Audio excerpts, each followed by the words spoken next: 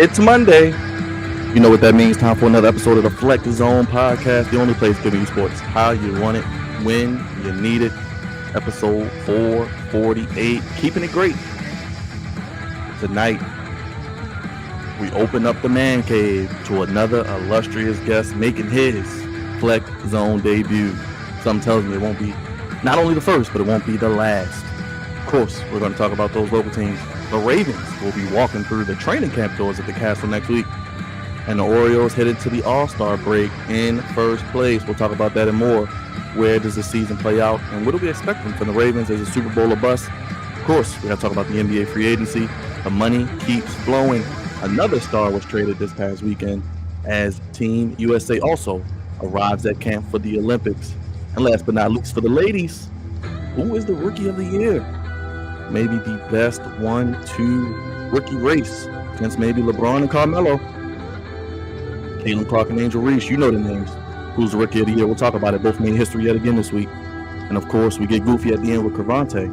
And everything in between. It's the Flex Zone Podcast. You guys know the drill. If you're watching on YouTube, go ahead and hit that subscribe button, hit that like button, hit that bell. New episode coming to you right now, right after this.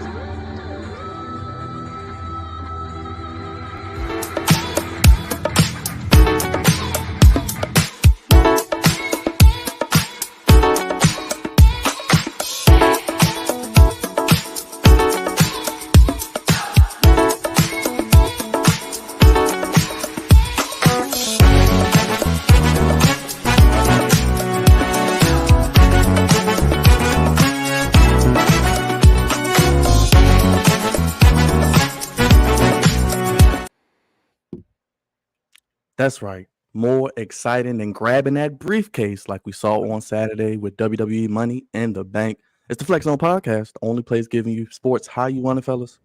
When you need it. Episode 448, keeping it great.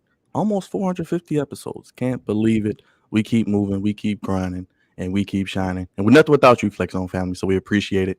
Make sure you guys check us out as we are at episode 448. As I mentioned, Ravens, O's, NBA, and we're talking about the WNBA as well, as it's a heated race for Rookie of the Year, and of course everything in between that has happened the past week in the world of sports and all the goofiness that has happened in and outside of the world of sports as well. Another illustrious guest walking through the man cave doors, blessing us with his time and his wonderful sports opinion. Can't wait to hear what he has to say about the Ravens, O's, and everything else we may ask him in between as well. But make sure you follow us, Twitter, Instagram, the FlexZone1, theflexzone1@gmail.com. And as always, you can super chat us. Go ahead, email us, theflexzone1@gmail.com, and cash at the FlexZone1 as well.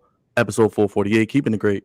God's favorite host, but batting leadoff is our social media producer, the man who makes the streams pristine, the one, the only, Big Raj. What's going on, my brother? Happy Monday to you. How was your weekend, my guy? No bread, no water, just me. Finish him, Daddy. Exactly. You know how I do it, baby? You gotta finish him every single time you got Hold it. on, one more. That's one big son of a bitch. All right, I'm done. Yes, I am. But anyway, besides all of that, we have a great guest coming, so I ain't gonna take too much of your time. But it was a great weekend, great 4th of July weekend. Of course, a lot of goofiness. Hopefully, Cravante talks about a certain wrestler later on in the show, but you know, it is what it is. Speaking of Cravante, it is the voice of reason, the co-patriarch, the senior producer, the captain of the Goofy Ship, and the Commandalorian. And as always, we have his theme music. Those haters can't stand us. Left hand up. Commanders. We fight for RDC. Who are we? The Commanders.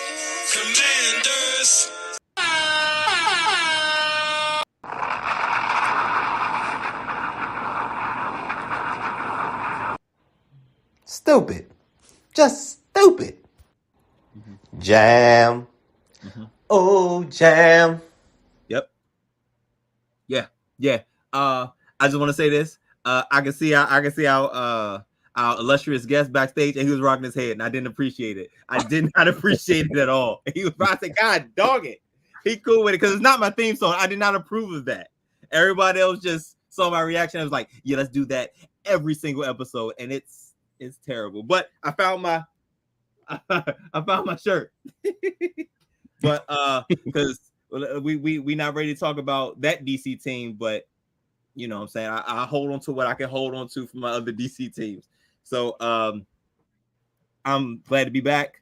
4th of July was great. And yeah, I'm ready to get this thing started. And Rod, there is a lot of goofiness. I could spend another half an episode with all the goofiness that y'all was sending me. So I can't wait to talk about it. So let's get into it. Last but not least, the patriarch, the Flex Zone Messiah himself, the pride of the Eastside savior of misbehavior, the A-lister, Mr. 25-8, the birthday boy, as his birthday is quickly approaching. It is the one, the only, Drizzy Dre, the Tribal Chief.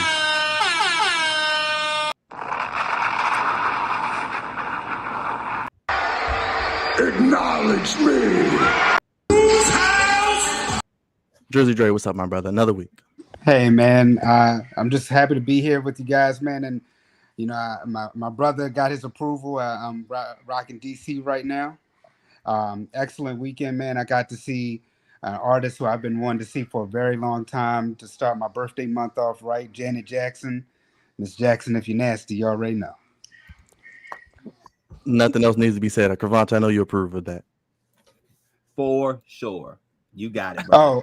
Oh, wait a minute. Cravante, I'm not going to have the same hairstyle no more, man. Oh, boy. So no more. So that's going to be dreads. Breaking news. You cutting everything off? We going back to. Oh, no, I'm not cutting. I'm not cutting it. It's everything. I'm a braided though. Tell him just wait on it. The Flex Zone podcast, where we cover it all. Dre's hair, you know, Dre, that's the only thing that keeps me, that helps me stomach the Commander's theme song. Okay, so if you do that, I can't do this anymore. No, I'm a braided, so I'm none of this for a little bit. That's all. Terrible. Let's get to it. This brother has blessed us with his time tonight. He's been so gracious. He has already got us started, bringing the energy, bringing the love, bringing the support, and just bringing the great advice and just foresight in and out of the industry. The one, the only, Rocco DiSangro from WBFF, Fox 45. That's right. You see him on your TV screen. You see him on your streaming devices nightly, right around 10:50, which is actually right now, ironically, when he comes on and brings you the hottest sports news. But if you don't know who he is, Rocco DiSangro, sports analyst and anchor who joined in May of 2022, born and raised right outside of Philly. So, Dre, there you go. Our second home, the city of brotherly love. We were talking about some cheesesteak. Degree in journalism from Temple University. Big shout out to Temple. Graduated in 2016. Rocco started out in WTVY in Dothan, Alabama, where he's worked as a sports reporter in 2016 and 2018. He then went on to WHNT in Huntsville, Alabama, spending 3.5 years as sports director, and was fortunate to cover you guys' team, Raj and Dre, the Alabama Roll Tide in college football, and of course Auburn basketball when they made it to the Final Four as well. Do you want to give him a Roll Tide before we bring him up? Because I'm sure, you know, it's been a while, you know, and college football is almost here. You guys want to give him a Roll Tide? Sure. Yes, hey, Leather Cancer Brothers, go ahead and do it. Roll Tide. That's right. Joining us on the Flex Zone podcast, the illustrious, the wonderful, the magnificent, the one, the only WBFF Fox 45 sports anchor and reporter. You can catch him weeknights on there and on the Ryan Ripken podcast as well. The one, the only, Rocco DiSangro joins us here on the Flex Zone podcast. Put your hands together. He's in the building. Appreciate you guys. Oh man, Rocco, what's up, my brother? listen, it's still going. I love it. Keep it going. Let's go. That was one heck of an intro. If I had a brick wall in my house, I'd run through it right now. Like, I'm fired up and I'm ready to go with you guys. It was awesome.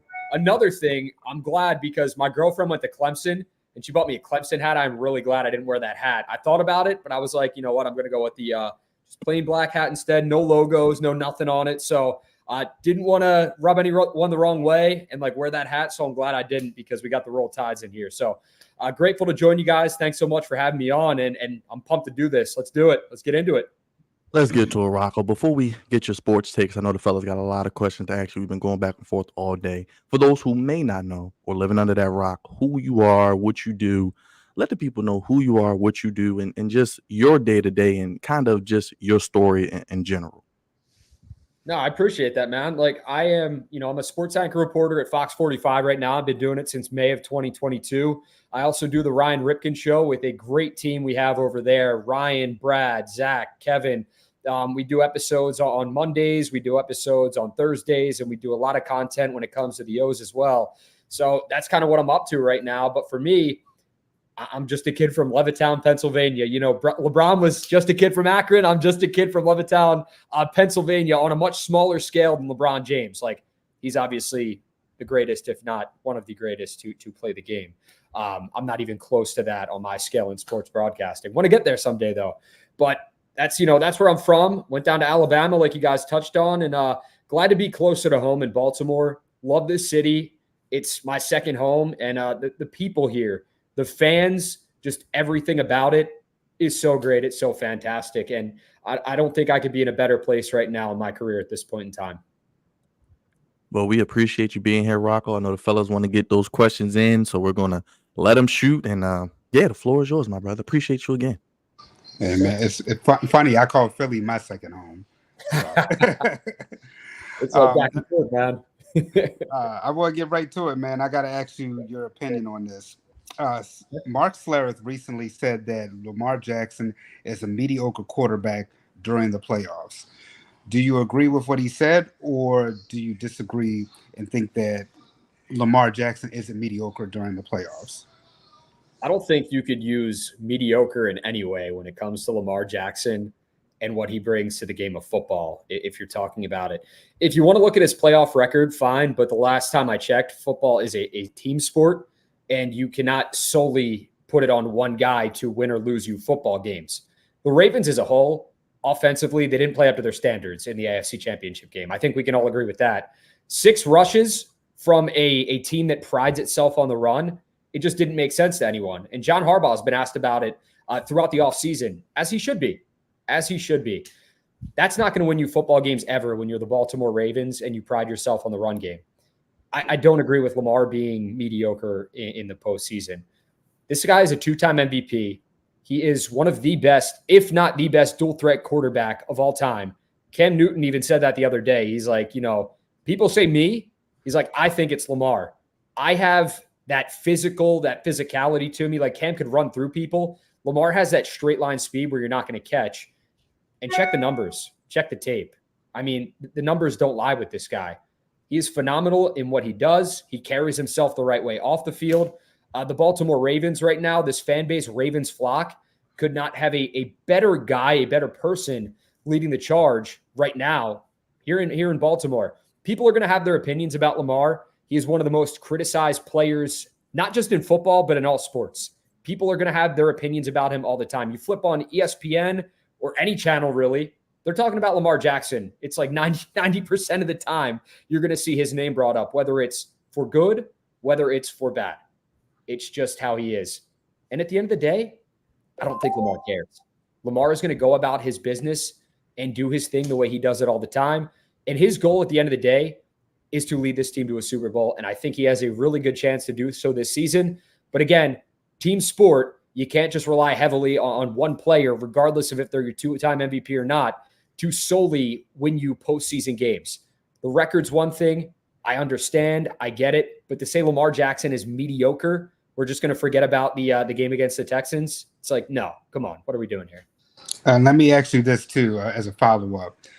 Nick Wright also pointed out the fact that the Ravens, when they have their playoff loss, that's the lowest time that they score offensively. What do you think could be a factor in that, being that the Ravens have these high-scoring games, have a high winning percentage, but then when it comes to the playoffs, those numbers offensively dip? I really don't know. Honestly, I couldn't tell you. I think that at times in the AFC Championship game, I think the Ravens thought too much. They were overthinking game plan wise with that. And I think that's why we saw them just get away from the run game and what they do best.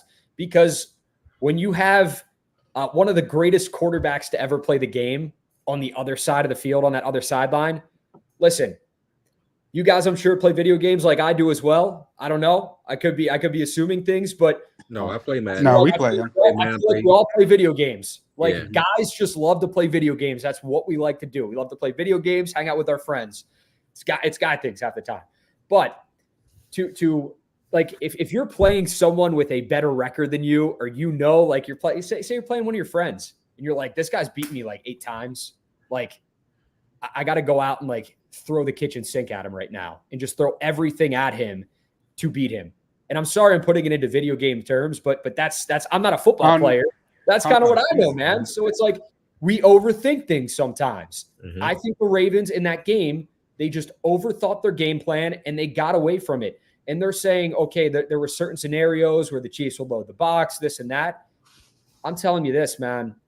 They should have ran the ball more than they did. They know it. It's a reason they went out and got Derrick Henry, because Roquan Smith said it best. It's going to make us stick to what we do best, and that is run the ball. I'll tell you this. If Derrick Henry gets 6 carries in an AFC Championship game, this fan base will implode. They will be they will not overreact. They will react accordingly, and I'm telling you that because I've seen it before. Like, it's just not going to happen with him in the backfield. And judging by the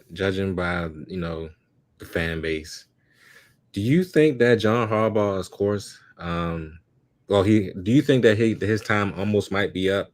I mean, just in case we do have this brutal schedule coming up. I mean, I think we have 3 games in 10 days, I believe, near the end of the season. I mean, this is probably one of the hardest schedules I've seen in a good while. So in case we don't make it back to the AFC Championship game, I'm not saying we're not, because we could, we should, but in case we don't, do you think that John Harbaugh's time in this city might be up? I mean, anything could happen, obviously, but I'm a believer in John Harbaugh. I know there are a lot of people out there that are on the train of, they're not a fan of what Harbaugh's doing and they're not a fan of his coaching style or coaching abilities. But we talk about the numbers and the stats. Like, I mean, this guy's been one of the most successful coaches and one of the longest tenured coaches, and it's not by mistake. Like, he has a Super Bowl already here in Baltimore. And I think he's going to get another one in due time. When that happens, I don't know. But I don't think there's going to be any brash decisions. Now I'll say this. If the Ravens have a complete collapse with the team they have this year and they're healthy, anything can happen. I'm not ruling anything out. But do I think that John Harbaugh is, his time's up here in Baltimore? No, I don't. I do say this, and I you got to think, it's like, who do the Ravens tick off of the NFL offices to get the schedule that they did? That stretch, that grueling stretch, not only that, but to play on Christmas for the second straight year, to be away from their families, that's crazy, man. Yeah. Like, it's crazy, the schedule that they got and the teams they have to face upcoming. Like, it is a grueling stretch. So, I mean, it's going to make or break, potentially, what they're doing in the later months of the season.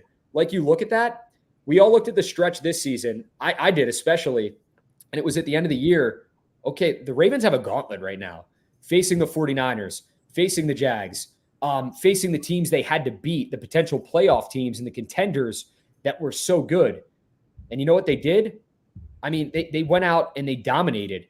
And you look at the loss to the Steelers and you're like, they didn't even play their starters that game because they didn't have to. Right. They didn't have to. So this season, I want to see the Ravens do the same thing. I want to see them go out and dominate in that stretch and show everyone what this team is about. I don't think Roquan Smith or a Derrick Henry or even a Lamar Jackson is going to let this team fail. They want to win so badly. They want to bring this city a Super Bowl. And I mean, obviously that's a goal with every team when they go into a season, is to hoist that Lombardi trophy high. So I think you're going to see that with this team. They're contenders, but they're not going to be content until they do so. Well, here's my follow-up question. Yeah. Okay, besides Harbaugh, everybody drags our wide receiving core. Of course, we don't have the best wide receiving core in all of football. I mean, we all know this, but I will say, Flowers, he has potential to be a number one. Of course, we have Rashad Bateman. We don't know yet. He's a question mark because he's been hurt, every now and again. Yep. And then we still have Aguilar. Yep. And we have the rookie, of course, who we just drafted. I think Flowers is going to be fine. Yep. But do you think that Bateman and Lamar are going to finally this year be able to connect and both stay healthy at the same time to have a full season together? It's a big hypothetical, isn't it? Because they've struggled to do so in the past, and they've struggled to be on the same page. This, to me, despite Rashad Bateman's extension, his 2-year extension here in Baltimore, is a make or break season for Rashad Bateman. It is, because of the injury history, because of the potential that we've seen year in and year out, and he just hasn't shown it. So I think Rashad Bateman hears all the outside noise, and you know good and well that he is working his tail off this offseason, or you would hope, to be a solid number 2 option for the team this season. Not Nelson Aguilar, Rashad Bateman. So Rashad Bateman, it's about, obviously, I don't know if you guys saw the videos last season that were put out, but he has the ability to beat defensive backs. I mean, it's on the tape. He's done it. But he's got to be a first or second look in this offense. And I think last season, it was tough because Todd Monken even talked about it. He was hurt going into the season, or like he was coming off that injury. So he didn't get a lot of offseason time with the team. Whereas now, full offseason with the team, he's at camp, the offseason camp. He's going to be at training camp as well. There's no issues with the contract. There's no questions up in the air about whether Rashad Bateman is going to show up to camp. So it's your time to shine, man. This team took a bet on you. They believe in you.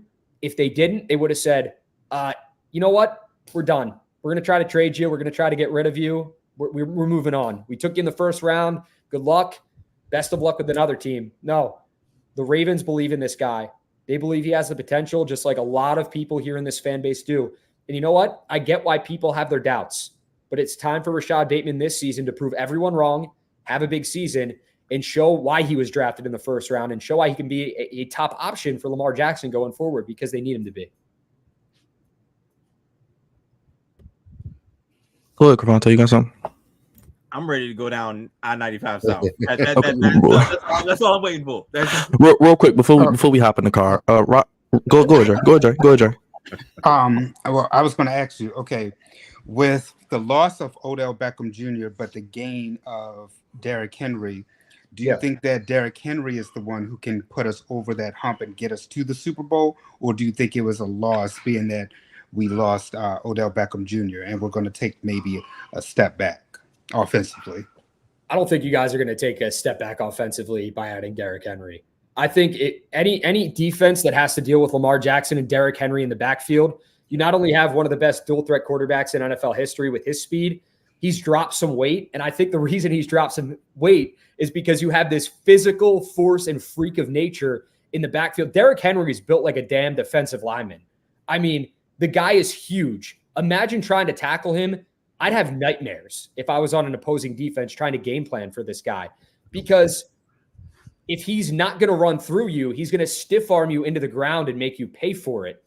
And on top of that, he's got the quickness to get to the outside. This isn't just like a downhill running back that is going to punish you at the line of scrimmage. If he gets to the outside, good luck. He's got great speed as well. And what I love about Derrick Henry and the offseason addition, he hasn't shown any signs of slowing down despite his age. He hasn't at all. And you have to wonder, like, okay, when is that going to happen? I don't think it's going to be this year with this offense. I think they went out and got him for a reason. And I think the Ravens truly upgraded, because you look at Odell Beckham Jr., I think it was a great veteran signing, and it was an option for Lamar Jackson. And the rumor was that's who Lamar Jackson wanted. They signed Odell Beckham Jr. They signed Lamar Jackson. Everyone was happy. But Odell Beckham Jr., he wasn't a huge, huge part of the offense last season. He was a big part, don't get me wrong, but he wasn't like the make or break factor. With Derrick Henry adding him, that is a make or break factor in the backfield. It really is. Well, Rocco, I got two questions. Who's rushing the passer, and who's going to be the right tackle, you think, or who's going to possibly rise to the top when we get to training camp next week and actually put the pads on? Is it going to be Rosengarten, Falele, Makari? I don't know. Put them in the pot. Pick one. A lot of question marks there, obviously, on the offensive line. I'll start with that first, and then we'll get to the pass rushers. But you don't draft a guy in the second round if he's going to sit on your bench, if you have 3 openings at the offensive line. So your 2 established guys right now are Ronnie Stanley, if he can stay healthy, at left tackle, and Tyler Linderbaum at center. So that leaves 3 openings. You got left guard, you got right tackle, you got right guard. You lost three veterans, and John Simpson, it was really cool to see just him battle it out in training camp last season. It was cool to see him win the job. And he's on to the next. Joins the Jets, him and Morgan Moses both. And you got holes to fill, man. You do. I could see Rosengarten, but time will tell with camp. That's where, and like Lamar was asked about that. He's obviously unsure. And even if he knew, he's not going to put it out there right now. But training camp is going to be telling. That's where the breakthrough players, the stars, you see the battles won. I think after the first week, we're going to get a good idea of who that right tackle, that right guard, and potentially that left guard is going to be. But it wouldn't surprise me if Rosengarten wins one of those starting positions. Second round draft pick, you don't go out and get a guy in the second round if he's not going to start for your team this season. And I want to ask you. Sorry. Yeah, pass rush too. You want me to go on that too? Yeah, go ahead. Do you think? Yeah. So pass rush, that was the biggest question marks last season, and the Ravens answered those questions with the additions of Van Noy and Clowney. Like, it was, okay, are we going to rely on Odafe Owe and David Ajabo and a guy you just drafted in Tavius Robinson to get the job done? The answer is no. They went out and got a Van Noy, which was a great signing because he had a career season. They went out and got a Clowney, which was a great signing because he had a career season. Clowney obviously gone, Van Noy back. I thought getting one of those 2 guys back was crucial, depending on who you wanted back. But again, you talk about Rashad Bateman with them bringing him back. Odafe Owe, same thing goes for you, my man. You got to step up. You got to be healthy. And you have to go out there and show this team and this fan base why they brought you back. Have a big season. Ajabo, health is key with him. If he's healthy, he could be scary, but it's always a what if. So I would love to see him healthy, a full season of David Ajabo, what that could potentially bring to the defense as well. With that said, how are you feeling about Trenton Simpson starting his first year starting? Love it. Rod is a big Trent Simpson fan, by the way. He told me he loves Trent Simpson. I'm a big Trenton Simpson guy, too. When we interviewed him after the draft, that guy just exudes confidence. And it's not a cockiness. It is confidence. He goes, it was funny because I think he talked in third person. He's like, Trenton Simpson's going to be one of the best players to ever go down to Ravens. I'm like, damn, all right, man, I'm fired up, ready to run through a brick wall now. But with him, he got to what was great with the Trenton Simpson draft pick, okay? I feel like the Ravens knew, I mean, at the time, they obviously knew they weren't going to bring back Patrick Queen. So they let him walk after this season. Despite him having a Pro Bowl season, best season of his career, they were thinking, okay, we're thinking about the future. We can go out and get a guy. He can learn behind Queen. He can learn aside Roquan Smith, pick his brain a little bit, and then maybe he'll be ready in year 2. And I think that's exactly what you're getting. This guy is fast. This guy is physical. And this guy is ready to be an inside linebacker alongside Roquan Smith in Baltimore. I love everything about Trenton Simpson. I think he could have a fantastic season. We got a small sample size against the Steelers last year in that final game. Mm-hmm. Obviously, we're going to get a much bigger sample size in training camp, preseason. I'm sure he'll play in preseason. And then when the season actually begins, you're going to see what Trenton Simpson's made of. I'm glad you're a fan of him too, because I think this guy is capable of so much here in Baltimore. I think the fan base is going to fall in love with him. All right. Let me ask this question. Who do you think is the biggest threat to the Chiefs? Right now? We had this conversation earlier, by the way, Rocco. So rank your AFC teams outside the Chiefs. Did we really have a conversation earlier? Okay, all right. We started. Well, we started at 2. We started at 2. This is not Homer talk at all. I think it's the Ravens. How can it not be with what they added offensively? And I know they lost Mike McDonald, but Zach Orr, I mean, it's not like you guys ended up getting Zach Orr from nowhere. First of all, he played in the organization. And second of all, he was a part of the coaching staff. He knows this defense better than anybody, probably aside from Mike McDonald. Health is going to be key, of course. But for me, the Ravens are 2. Like, it's like that. Well, if we're talking about biggest contenders, the Ravens are 1. They're the biggest contender for the Chiefs right now. Would you guys agree? Would you guys disagree? Like, what's the because I mean, you hear like some analysts out there talking about the Bengals being that the Bengals have a good record. Raj, the Chiefs. What do you do? He said this. I mean, the Texans is another team that's been thrown out there. See, this is all right. This is my thing. This is my thing. I think that we are. I just want to see it. Okay, I just want to see it. Fair. That is fair. And I think that has to do with the record being that, like you were saying, Lamar, they're 4-1 against them right now, but it's like you said, they just need that one victory. And I think it's really I think it really boils down to like the playoffs, like how it reminds me of when I was saying in our chat earlier. It's like the Ravens could beat Tom Brady and the Patriots, and so that was never like a scary moment for like the Ravens. It was really for us, it was Peyton Manning. And once we got over Peyton Manning in that Denver game, I knew then, I was like, Ravens going to win the Super Bowl. And I feel like that's kind of how it is with the Chiefs. I feel like if we beat the Chiefs, we're going to win. Like, we're going to win it all. It's just like a mental thing, like you were saying earlier about if a guy beats you in a video game like 8 times, it's like, all right, I have to do something to beat him. But once you do it, like, then like, all right, like you got that monkey off your back. That is why the Thursday night game to open the season, it's not meaningless. It's obviously a regular season game, but if the Ravens beat the Chiefs week 1, it's not going to mean anything, obviously, as far as postseason goes. Until you beat them in the postseason and you get past them in the postseason, no matter if it is this round, the next round, or the AFC Championship game, it's not going to matter. If you do that, the confidence level is going to be through the roof. And I'll tell you what, that's not going to be the Ravens Super Bowl if they beat the Chiefs, but it's going to be a damn big win if they do. And it's going to be a big confidence booster going forward because right now, you talk about, obviously they have the AFC North rivals. That is the rivalry, the rival that everyone is looking at. Lamar Jackson, Patrick Mahomes, Ravens, Chiefs. That's what it is right now. That's what football fans want to see. And that's why that game will open the NFL season. But again, they have it circled on their calendar. I know they do. It's like the Ravens can tell you that they don't. Everyone in that locker room is thinking about this game. They want to make a statement to open the season against the team that just ended their season last year. They do. Why wouldn't you? But again, if they do it in the regular season, fine. They're 1-0. If they do it in the postseason, that's big. That's where it's going to matter the most. If they can get past the Chiefs and Patrick Mahomes in the postseason, it is going to mean so much more than a regular season win on a Thursday night.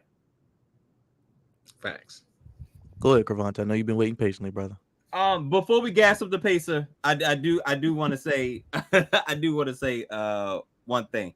As far as I said we were having this conversation earlier. I wasn't involved. I just want to see if something was anything crazy because there's no way that the Ravens aren't 2. There's absolutely no way. Now, outside of the AFC North, the only team that there's the brick wall, the barrier is the Chiefs. Now, the Bengals healthy, very dangerous. But again, Joe Burrow's health has been up and down since he's been in the league. The Steelers, it's always a thing. I don't care how good the Steelers look on paper, they always play the Ravens tough. No matter, and that's in Baltimore or Pittsburgh. Mm-hmm. The Steelers, as Byron has said many times, they're like roaches. They don't go away. They don't die, Rocco. They always come back. They're always coming back. Exactly. It just is what it is. And also, I think something that people aren't really thinking about.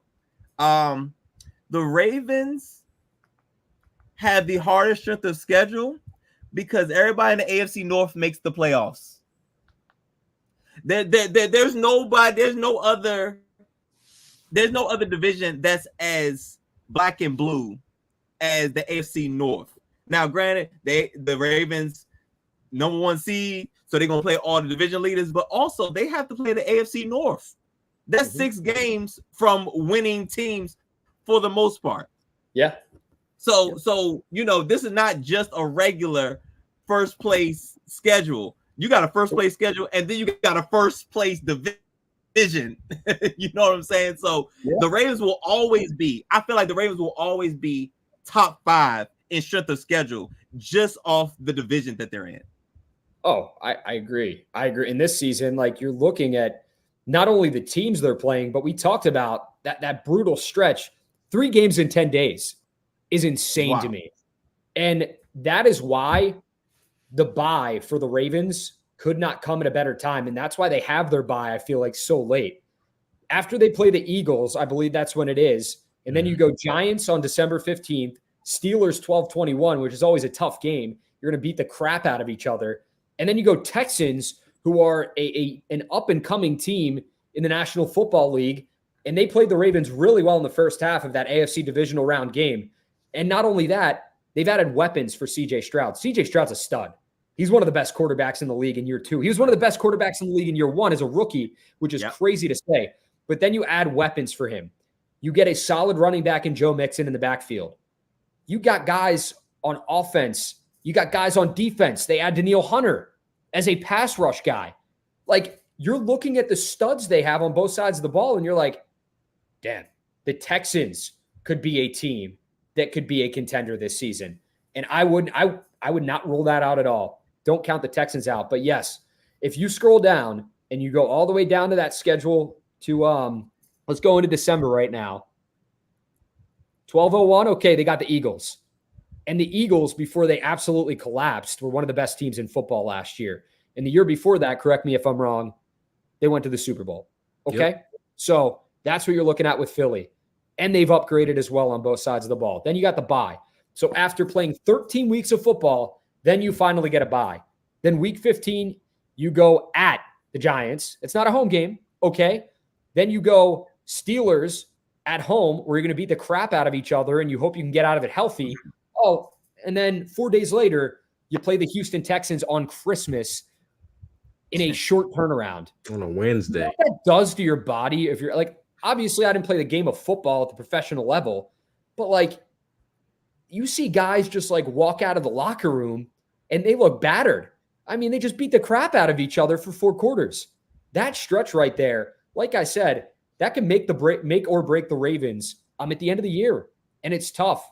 And then don't count out the Browns with anything, depending on if they stay healthy as well. So that's a tough final stretch for the Ravens. But you know what? They had a tough final stretch this year. And what did they do? They go like 5-1 or 4-2 or something along those lines. I think the only loss, correct me if I'm wrong, was to the Steelers in that span. If you're looking at it, I got to go back. But yeah, they played that stretch well. They played teams well that we were like, okay, we're looking at the end of the year. You're looking at a Rams team that could potentially make the playoffs, a Jaguars team that could potentially make the playoffs. You got the Chargers. You had the Niners that ended up going to the Super Bowl. And then you had the Dolphins that had one of the most high-powered offenses in the league. And then you finish off with the Steelers. And in that span, they went 1, 2, 3, 4, 5-1. Exactly. Their only loss being a game that they didn't play their starters against the Steelers. They could have won that as well. Gas it up. Gas up the pacer, guys. I'm driving. All right.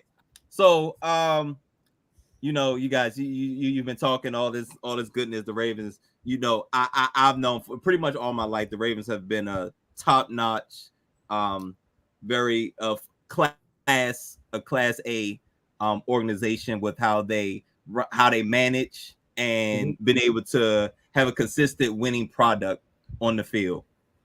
We're going to do a complete 180. We're going to do a complete 180. The Commanders have been terrible for the majority part of my life. Terrible management, terrible product on the field, terrible stadium. It's so many things going on. And I finally get some relief. I finally get relief, and things are slowly starting to turn around. And it seems as though we have some competent people in upper management. We have some competent coaching, and we have some competent players. This should shift some direction in where we're going.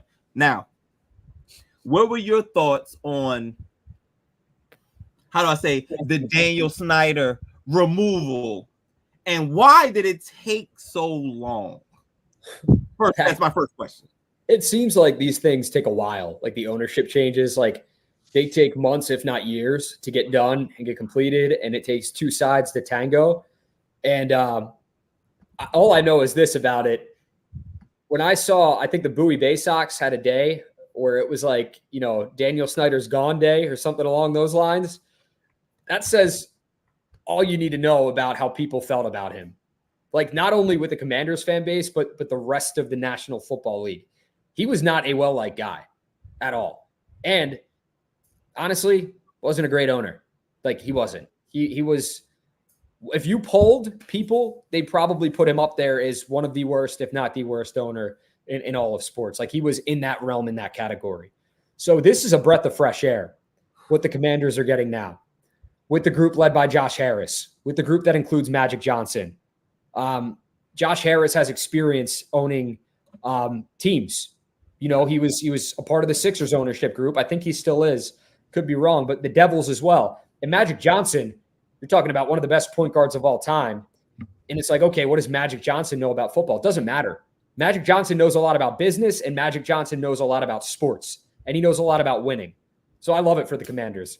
I do. I think they have the right people at the helm right now. Time will tell, of course, because if they suck, people are going to tell them they suck. You're going to see it on social media. You're going to tell them that they suck. I know. So it's like, it's understandable, man. But the picks they made, the moves they made, I think, this isn't, obviously we're not going to see the Commanders win the Super Bowl this season. If they do, I'm not going to go out and say I'm going to get a tattoo, but I might. Like that's how confident I am that they're not. But the thing that you want as a fan, the thing that the fan base wants in general is an upwards trend, trending in the right direction. And I think with the draft they just had and the moves they made, I think they're in a good position going forward. They just have to keep building off of that and not take 3 steps backwards this upcoming offseason. Next, I love Adam Peters as a GM. He's doing everything that they said he would do.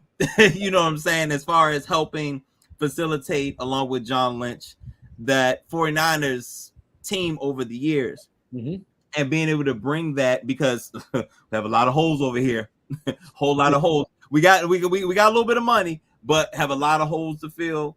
And I think he's doing an amazing job with that. Now, to something I did not care for. What were your thoughts about the whole Ben Johnson situation? Like the whole taking the airplane to Detroit, and on the way to Detroit, getting a call like, "Hey, guys, not feeling it. I'm backing out," and then continue on to as if y'all just really wanted to interview Glenn, Coach Glenn. What were your thoughts on that whole debacle? And especially as a Commanders fan, I was like, here we go again. You know what I'm saying? All right, let me ask you this. If you were walking into what the Commanders just had for the last however many years, would you want to be the first coach hired after that? There are guys that would, but it's like you probably questioned it a little bit. And you have second thoughts. It's like, okay, are they going to build this team the right way? So, yeah, I don't know what happened with the Ben Johnson situation, but I will say this. In getting a guy like Quinn, I think that's – are you mad about it? Do you like the hire? Do you hate the hire? Like, how do you feel right now with that hire and, like, with what they brought in? One thing I know that Dan Quinn knows how to do. He knows defense, and he knows how to put together a coaching staff. Yes. That's one thing everywhere he's been, well, in Atlanta, and he's had great guys around him. And I think, and he's okay with like letting people do their jobs. I think that's important, especially being a leader, and how things ended in Atlanta.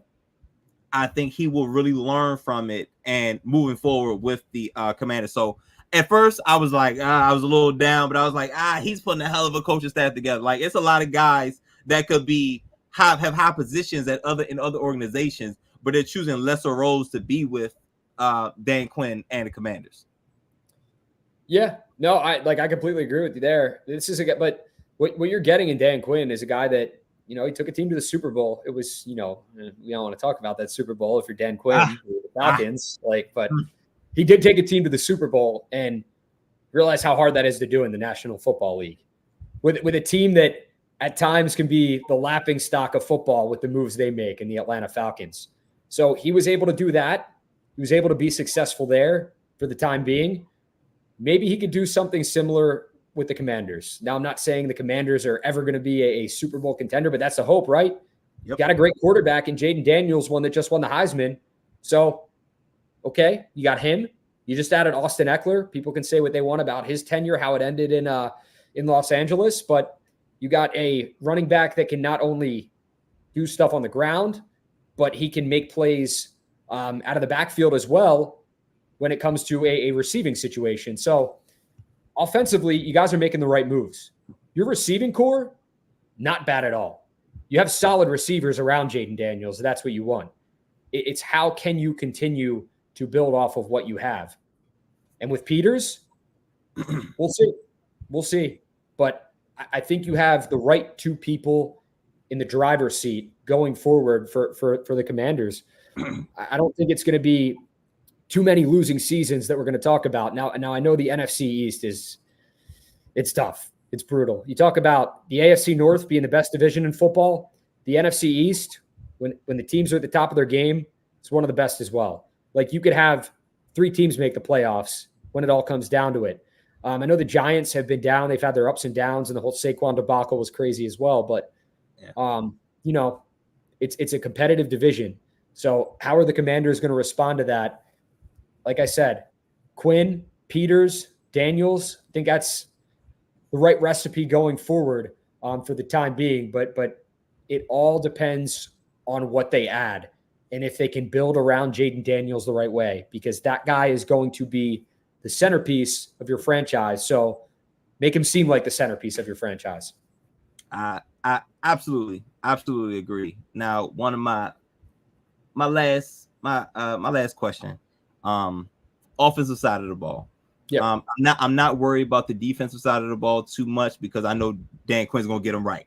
Sooner, I think the defense is going to look significantly better than the offense early on because the offense is going to take time, chemistry, all that stuff.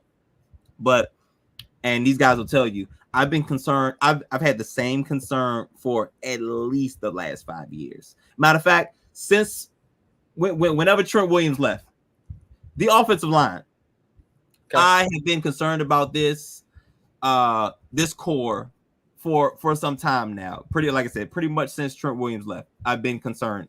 And one thing I know is that if you have a top tier offensive line as a core, you're probably a great team. Yep. Now, new quarterback, running guy, he gets a lot of comparison to like Lamar Jackson and all that. Pump the brakes. I get it, but pump the brakes. Yep. I'm concerned about my offensive line. Left tackle. We got the guy Wiley from the Chiefs, terrible at right tackle. I'm so concerned because I don't want Jaden Daniels. I need him to survive. He's a centerpiece.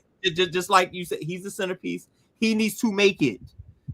And Adam Peters, he was trying to do some wheeling and dealing, couldn't get a guy, or at least not at his price. So moving forward, what are some things that Cliff Kingsbury and other offensive minds on the Commanders can do to make sure Jaden Daniels makes it through this first year? Listen, I think the big thing is just you upgrade the damn offensive line if you can. You do everything you can in the offseason. You see how training camp goes, but you try to get an established offensive line in there because the last thing you want is Jaden Daniels running for his life. You want him to be as precise as humanly possible back there. You want him to be able to pick apart defenses not only with his arm, but then scramble. You don't want this to be a scramble because I have to make plays and run for my life. And that's how we're going to potentially win football games, because then you're going to end up like it's inevitable that you're going to get hurt if you're not protected. It is. you get hit enough times, I mean, you're going to get hurt. So upgrading the offensive line should be a top priority. But, I mean, you got to get the ball to your receivers quick, I guess, if you're Cliff Kingsbury. Eckler, having him, that's great. Because what can you do? You swing him out to the left, you swing him out to the right, you dump it off. Eckler can make plays with his legs as well. So for me, if I was an offensive coordinator in the National Football League, which I will never be, those are the options right now until you get an offensive line. Because the last thing you want is Jaden Daniels just chucking it up deep and praying and hoping that a receiver is going to come down with the ball. That's how bad things happen. You've seen it before. Of course, and over and over again. But one last thing, one last question on the defense. Emmanuel Forbes. He, again, you could talk to these brothers. I was not happy. I was not happy with that pick because Gonzalez was on the board. He was right there for the taking. Now, Ron Rivera and them said they've been scouting Emmanuel Forbes. They said they're going to take him no matter what. Absolutely hated it. But we're here. I don't think he got great coaching last year. The team was terrible. We saw. We had the second overall pick, so terrible. Should I want to erase what I saw last year from Emmanuel Forbes. Yeah. Because there is going to be a significant jump in coaching, but can he be the guy on the outside? Dan Quinn, you talk about defense and how he's able to unlock, the potential and tap into a defense. I think with Dan Quinn, that's the perfect 1-2 punch right there. Coaching a guy like Emmanuel Forbes up. It's year 2. I'd say don't overreact yet because I know as a football fan, it is very hard not to do, but give this guy some time. You got 1 full season of him, okay? See what he does in training camp, and then in the first couple games of the regular season. If he completely sucks and he's back there like, you're calling him burnt toast week 3 because receivers are just like taking the top off Emmanuel Forbes, then there's some cause for concern. But year 2, let's see what he does. They drafted him 16th overall. Was it for a reason in that first round? So they believe in this guy. They think he can be the guy. And with Dan Quinn coaching him up, there's a really good chance that he could be the guy in Washington. Camonte, think Brandon Stevens. Just think Brandon Stevens. He could have a breakout year, man. He could have a breakout year. Year 1 is always weird with rookies. Not everyone is going to be Sauce Gardner as a rookie. And also at corner. Corner is a tough position to be in as starting as a rookie. So, I am holding out hope. It's just I hope he gets his head right. I hope he gets in the weight room, man, because he's going to play AJ Brown twice a year until the Eagles get rid of him. So that's a matchup that's concerning me. But I'm gonna trust Dan Quinn and defensive coordinator Joe Witt is going to get him right. Yeah, AJ Brown, another guy I just wouldn't want to cover or go up against. Like, imagine an offense with AJ Brown and Derrick Henry and DK Metcalf. You're talking about just like 3 dudes that live in the weight room that would just punish everyone on the field. It's crazy. Jesus Christ. Yeah. Yep. All right, Rocco. Let's get to these O's, man. I got my honey on today. We know they're first place in the AL East. I really think they're going to start running away with this division. So if you look up in 2 weeks and they're up at like 7 games, don't be surprised. Dre's Yankees are struggling right now. We've seen this movie last year, best record having home field. The All-Star break is approaching. Trade deadline is approaching. A lot of prospects they can dangle. A lot of teams are still in it, so not a lot of people selling. What do you see happening in the second half of the season for the O's? Do they need to make a major moves? Maybe a Roquan Smith-esque trade like the Ravens did, but it's going to cost you. And what do you think is needed before they can really get over the hump? Hopefully last year they learned from that experience. I think they definitely need another starting pitcher because with Kyle Bradish going down, when you look at a healthy rotation, I had all the confidence in the world going into a postseason matchup with Corbin Burns, Kyle Bradish, and Grayson Rodriguez being the O's top 3 starting pitchers because you put those 3 up against anybody, it's going to be tough to win games for the other team. Now Kyle Bradish goes down and you lose John Means and you lose Tyler Wells. So that's 3 players that were in your starting rotation at one time or another that are done for the year with elbow injuries. It's tough. The injury bug sucks. And like it's happening all across baseball, especially with the elbows, because pitchers are just throwing hard. And it's the times. Times have changed in baseball. So guys are throwing harder. Elbow injuries are, more likely to happen at times. So unfortunately, it happened to the Orioles with Bradish. And it's tough because this is a guy that was in Cy Young contention last season. I mean, what he did was incredible. And having him back this year, like there was a bump in the road early on where he had to start the season on the IL because he had that setback with the right UCL sprain. And then it was like, okay, is Kyle Bradish going to pitch at all this season? The fact that he did, the fact that he gave the Orioles games plural, was huge because those are wins the team was able to pick up. Now you might say, okay, they were wins early on in the season. They're going to matter in the later months when the Orioles are trying to contend for the division.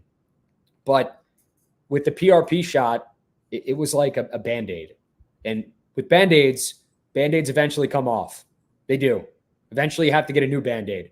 For Kyle Bradish, unfortunately, like the Band-Aid ripped right off and he's got to undergo Tommy John surgery, or he did undergo Tommy John surgery. So with that being said, the O's, I'd love to see them go out and get a starting pitcher, a solid number 2 if they can, but not overspend. Yes, they do have a fresh crop of talent down there on the farm, like with the prospects, with the guys they have. But what you don't want to do is overpay for a guy, and then that really bites you in the you-know-what in the second half of the season, and you're like, we just made a move for that. We just got rid of a prospect for that. Case in point, this guy did work out for the Padres, but they didn't win a World Series. And we're talking about, the Commanders. I don't know if you're a Nationals fan as well, my man, but Juan Soto goes from the Nationals to the Padres, and the Padres gave up a haul for him. And now you're seeing a James Wood. Now you're seeing a Mackenzie Gore. Now you're seeing a CJ Abrams come up and flourish up there. The future is so bright for the Nationals right now. It really is because of the guys they got. And what did the Padres get out of that? Nothing. They got Juan Soto. Mediocrity. They didn't win a World Series. They did not win a World Series. And that's the ultimate goal, to win a World Series. And now Soto, he's with the Yankees. They got to haul back. But that's what you're looking at with these things. It could go one way or another. And for the Orioles, Mike Elias is a genius. Analytically, the way he's been able to make moves, the way he's been able to draft. His first draft, he got Adley Rutschman and Gunnar Henderson back-to-back picks or back-to-back rounds. The guy knows baseball. He knows what he's doing. And I know there's going to be overreaction regardless of what he does, but if Mike Elias can go out and get a top-end starting pitcher that can not only last this season, but can help you next season as well, I think this fan base is going to be happy, and I think the O's are going to be in a great position going forward. Speaking of that, where do you see the O's finishing out the season? Do you think they actually win a playoff series this time? I do.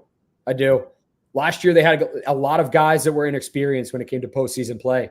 This was new to a lot of these guys. Gunnar Henderson, Adley Rutschman, a ton of guys I can name had no postseason experience whatsoever.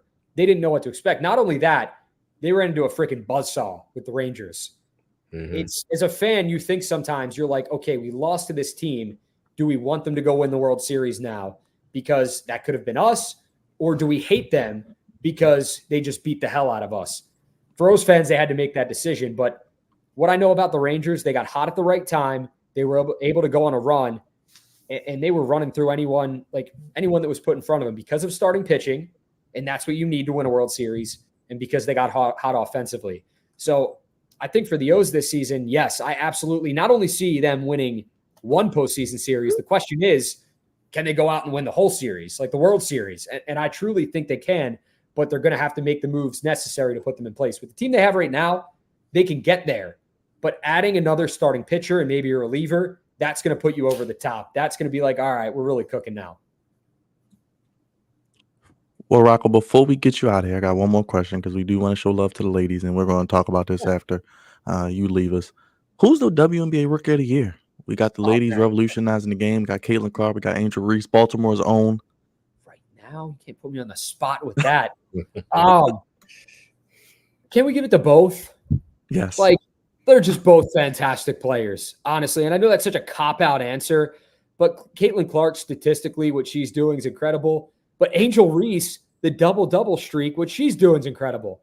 And this is, people have their opinions about the WNBA, and they're like, oh, yeah, like Caitlin Clark didn't change the game. Angel Reese is like, she's mad at the whole Caitlin Clark thing. I disagree with both things. I think they're both changing the game in their own way. And I really don't think there's like build up animosity for Angel Reese towards Caitlin Clark. I think Angel Reese, she's from Baltimore. People from Baltimore compete. And people from Baltimore sometimes, they're not nice about the way they compete when they're in between the lines. And that's okay. It's the swagger that you carry when you're from this city. You carry this city and you wear it with pride. And you want everyone to know about it. And that's okay. Angel Reese has been fantastic. Caitlin Clark's been fantastic. The rivalry, how many people do you know that didn't watch the NBA before this season that are talking about Caitlin Clark, Angel Reese, the rivalry? Do they like each other? Do they hate each other? This is awesome. And you know what? They're sitting back and laughing about it. They are. And they probably talk after the game like, look at what's happening right now. It is one of the best things to happen to this league, to the sport, this rivalry, if you want to call it that, and they're carrying it the right way. I love it. And I think they are both deserving of Rookie of the Year at this point in time because of what they're doing. I can't pick one right now, man. I can't. I'm going to cop out. If you talk to me in like a few months, I hope you guys have me back on. Maybe I'll have a better answer. But it's so hard because Caitlin Clark, what'd she do? She had a triple-double. Yeah, she just had a triple-double, and Angel Reese still had that 13 straight double-doubles. First rookie in WNBA history. Against the Liberty, by the way, a good team. And exactly. And Angel Reese, she's got the double-double streak in WNBA history. I mean, she's been fantastic. So to pick one or the other right now, I can't. They're both great. Let's give both of them their flowers and enjoy the WNBA as it is right now because they're both bringing so much attention and so much just notoriety to the game of women's basketball right now. And it's really cool to see. Real quick, how was it talking to Ice Cube? How was it talking to Ice Cube? I did see you got to talk to Ice Cube, by the way. That is so cool. And I try not to get starstruck in interviews, but like you guys are on StreamYard, so you got the guests back there. Mm-hmm. When Ice Cube, when we heard him, it was like the pop when they joined the StreamYard. I looked over at my buddy Zach, and I was just like my jaw was unhinged. Like I was like, oh man, like this is about to go down.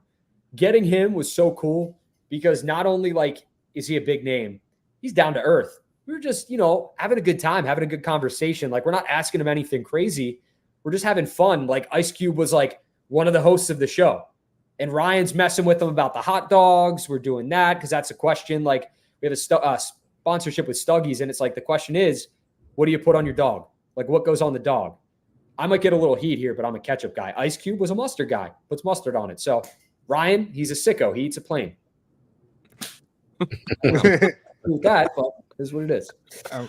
Well, I had one final question for you.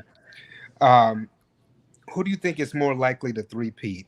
The Las Vegas Aces, UConn men's basketball, or the Kansas City Chiefs? Oh, the Aces. The Aces. Yeah. Listen, we're talking a lot about Caitlin Clark and Angel Reese, and because they're the two young, talented rookies that are in here and just going head to head. Asia Wilson is unfreaking. Oh my gosh! I love number one. She's unreal. The team they have is unreal, and the coach they have is unreal. So I see the Aces three-peating.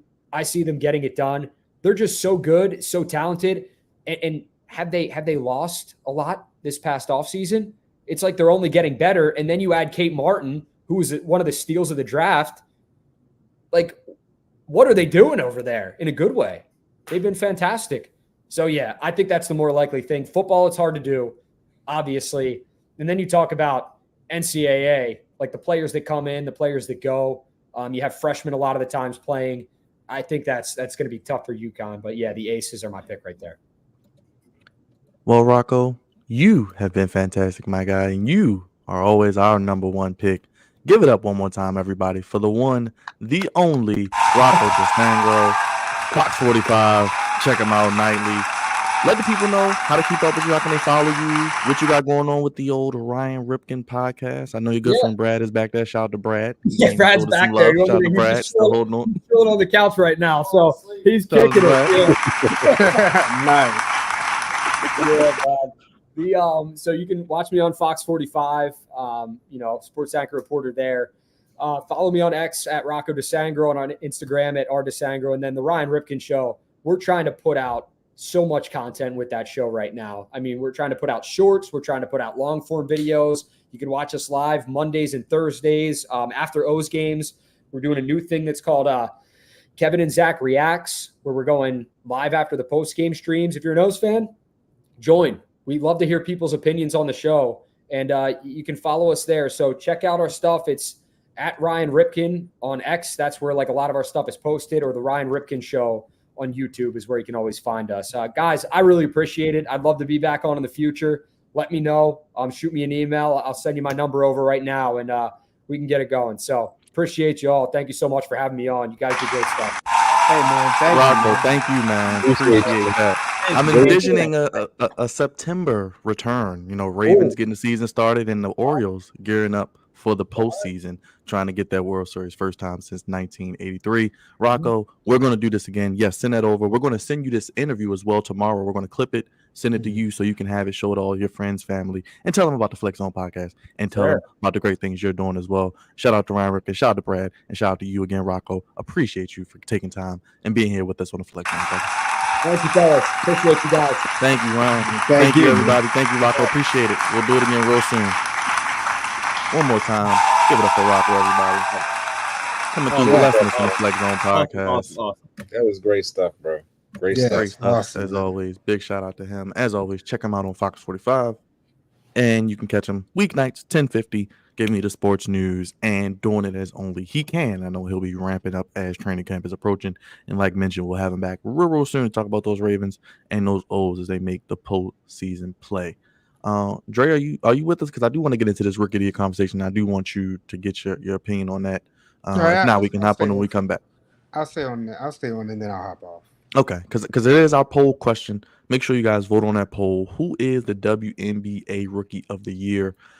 Before we get to who we think is the Rookie of the Year, Angel Reese, 13 straight double-doubles. Caitlin Clark, the first rookie to ever have a triple-double, did it against the Liberty this past weekend, one of the best teams in the WNBA. Raj, I know you've been mentioning you've been watching the WNBA more. Before you give who you think is Rookie of the Year, just thinking about these two ladies, what they're doing, with the history they've made, just what are your thoughts on that? Hey, man, I just think that it's been a pleasure, to be honest with you.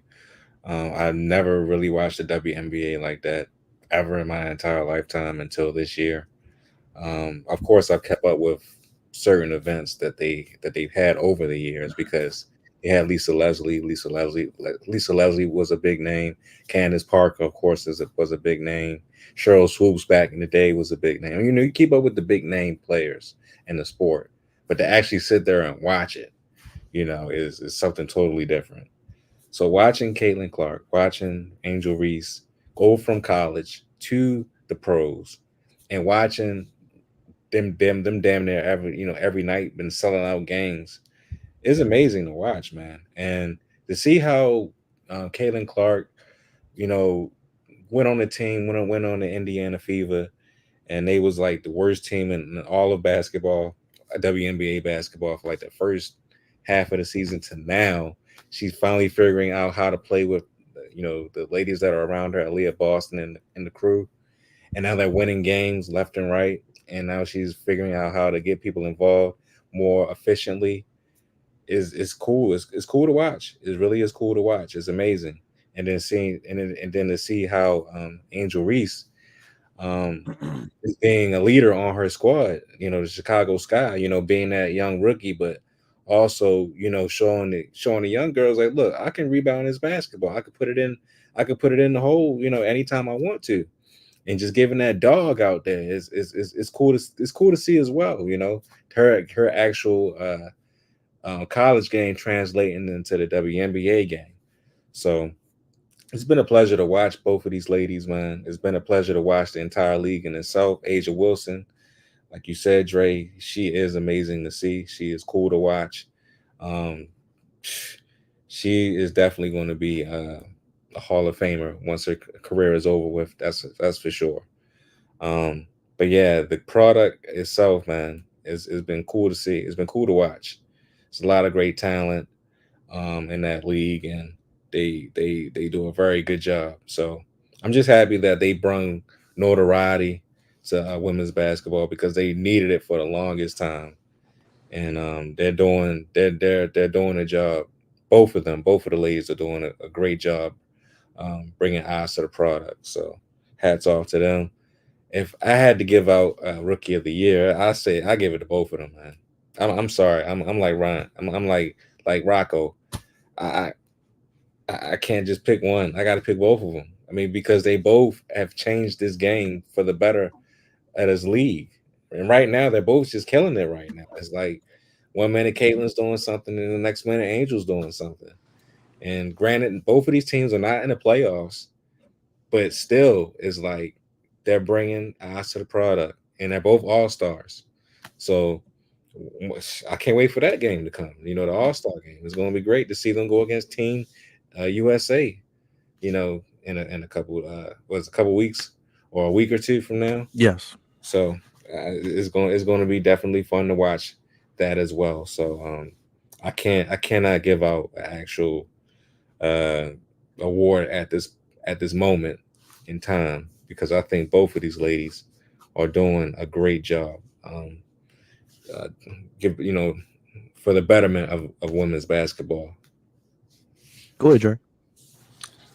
Um, you know what? Like Rod said, I mean, there's no definitive answer right now, and I'm gonna say when the season first started, you would have had to give it to Caitlin Clark. Um, she had the better start to her WNBA career, but it's like Angel. I think once Angel got that victory over Caitlin during the regular season, when she had that double double and willed her team to win, Angel's just been on a tear, and it's propelled them to now be. I think I don't recall a time ever when they've had co rookies of the year, and this may, if it is a first, these two definitely deserve it because they're only a game back of each other right now. When you're looking at the as you just pulled up the standings earlier, both women are making huge impacts for their respective teams, and they have good teammates with them. You know, Caitlin Clark has Aaliyah Boston, and Angel has Cardoso with her. So it's not as if they're just totally doing it, but they're the feature and they're the reason why their teams are in the position that they are in right now. We knew that they would both make an impact, but I think they're even exceeding our expectations right now. Angel, with her streak going on, breaking. I think it was. I don't. I think it was maybe Candace Parker's double double record. Yep. And Raj listed some great people. You can't forget. Of course, the Candace Parkers, the Diana Taurasi's, the Maya Moores of the world. And this has been a movement, for years. Our brother, my right hand man, Cravante, for years has been on the WNBA train. Paul, friend of the show, who watches us and supports us faithfully.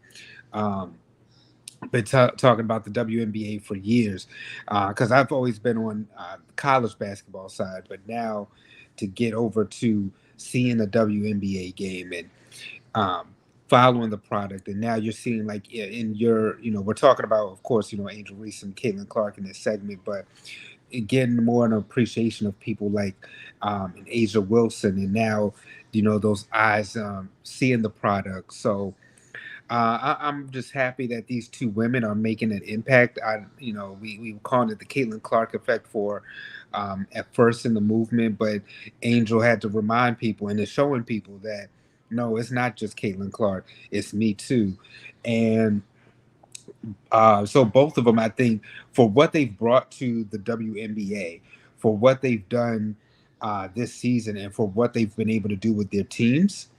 Um, I think you have to right now you have to say it's both of them that they're rookies of the year, and for them also to be selected on the team WNBA team. So I think that they're you're seeing the impact both on and off the court when it comes to both of them.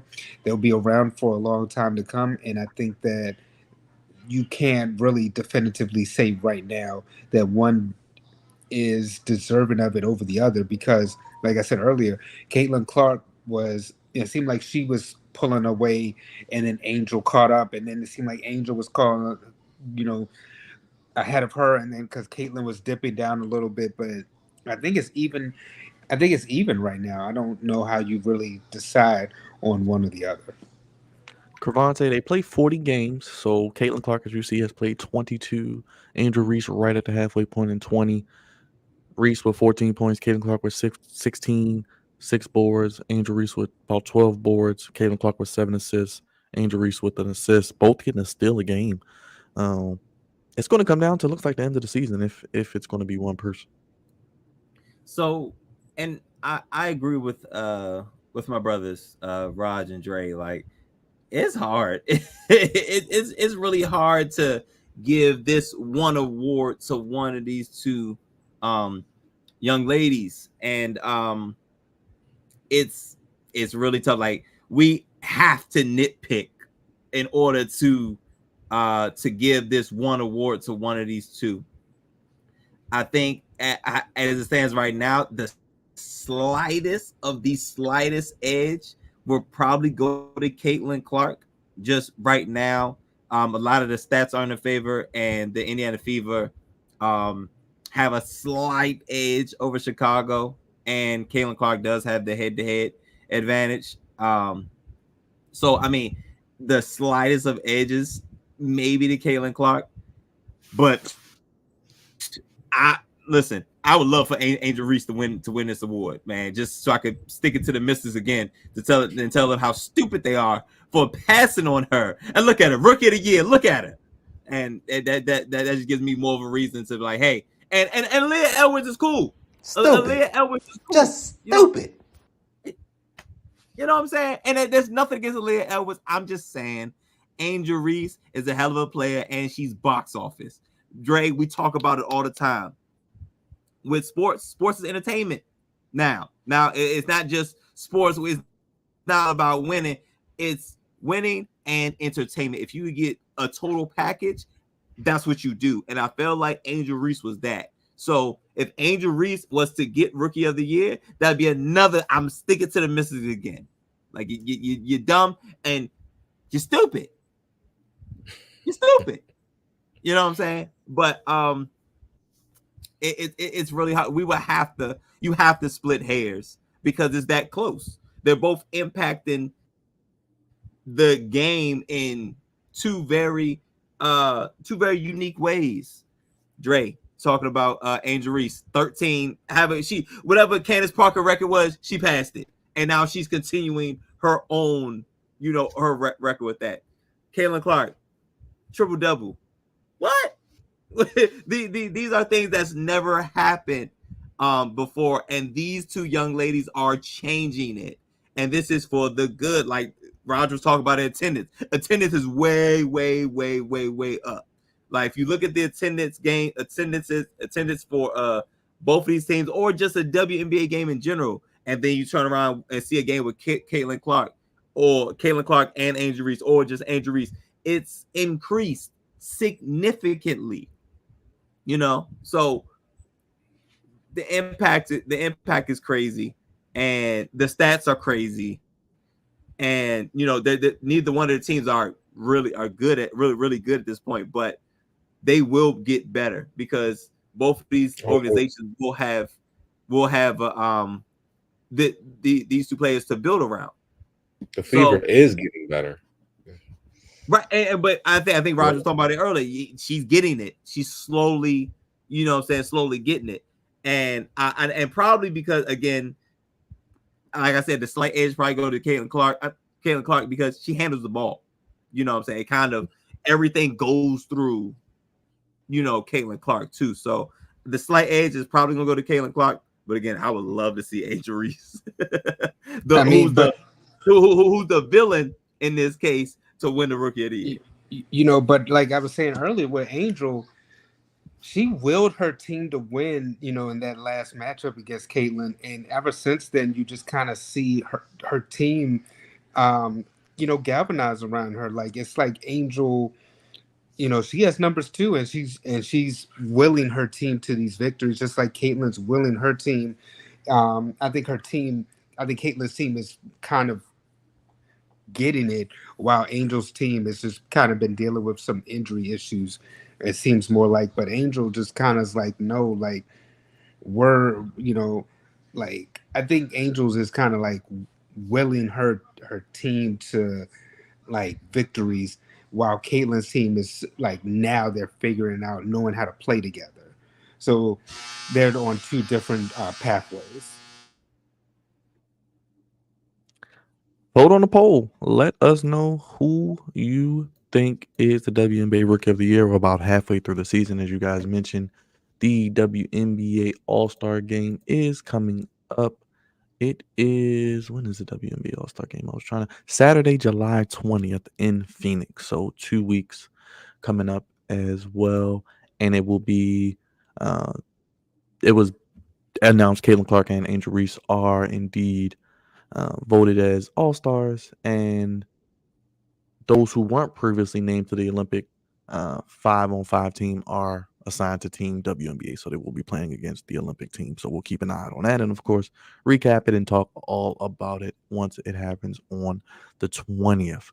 Let's get to the NBA. There was a semi-major move this weekend. We did get another chess piece off the board. Laker Nation, unfortunately, not to the Lakers, as DeMar DeRozan, LA local, gets traded to a California team, the Sacramento Kings. Mark, where you at? Somewhere in the chat. Kings fan. DeMar DeRozan gets a 3-year, $70 million deal. Harrison Barnes heads to the Spurs. We had Buddy Hield, who will now take the place of Klay Thompson in Golden State. Paul George will wear number 8, an ode homage to his idol Kobe Bryant, and felt disrespected as the Clippers did not give him what he deserved financially as well. Those are pretty much the biggest moves, and the Lakers still have not really done anything. Raj, what's your thoughts on these moves? DeRozan to the Kings to join De'Aaron Fox and Sabonis, a nice little big 3 there. Well, the Kings are on the up and up, so I'm not really upset about the move because, well, one, the Kings are a better team than the Lakers are right now.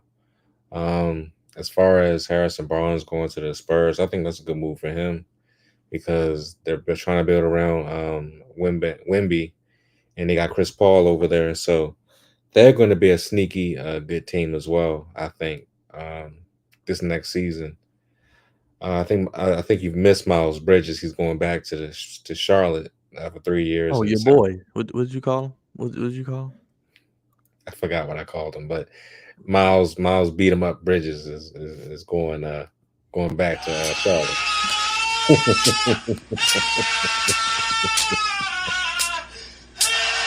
Yeah, he's going back to Charlotte. He could have actually been a Laker, actually. Yeah, he gonna bang on the rim. But yes, he's going back. But yeah, I mean, these are some minor moves. I mean, I'm not really upset. I figured the Lakers was not going to get DeRozan or Bridges.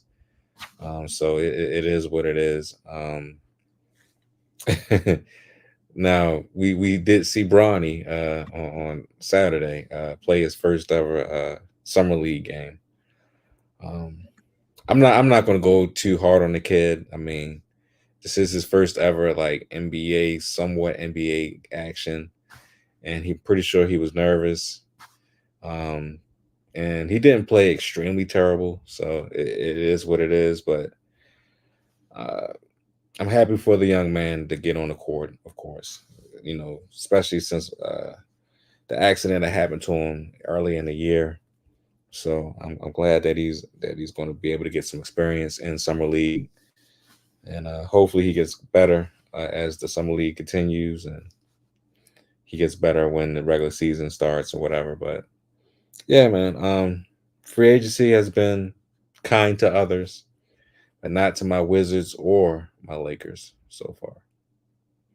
Is there anybody that you want the Lakers to get? I know we're heading into There is this part. nobody. Okay. I mean, if we can get Spencer Dinwiddie back and Christian Wood back, I'm cool with that, honestly. Other than that, I mean, if they can make it through like I guess the first half of the season, and they can find a trade partner for somebody who is willing to dump somebody, I mean, I go that route. But other than that, I mean, Zach LaVine's available apparently. I don't know what it costs though. yeah, Zach LaVine's been available, but I think he's still hurt, if I'm not mistaken. I think he did suffer an injury late in the year last year. Yeah. So in case he's willing to come midway through the season, he's healthy. I mean, sure, I'll take him. But other than that, I mean, I'm cool with the team that we have, only because I think one of the worst things that happened to the Lakers last year was injury. Of course, I thought the team that we had was pretty good, but I think Darvin Ham did do himself a disservice early in the year when he was trying out all kinds of different starting lineups, and he didn't know what to do, like in certain situations, which I don't understand. But I think the team quit on him and like midway through the end of the season. So hopefully, JJ Redick, it's gonna be some growing pains with him as well. But hopefully he finds his footing and they can figure out how to move forward with him and that team that they have now. Good, Cravante. Old gay Redick.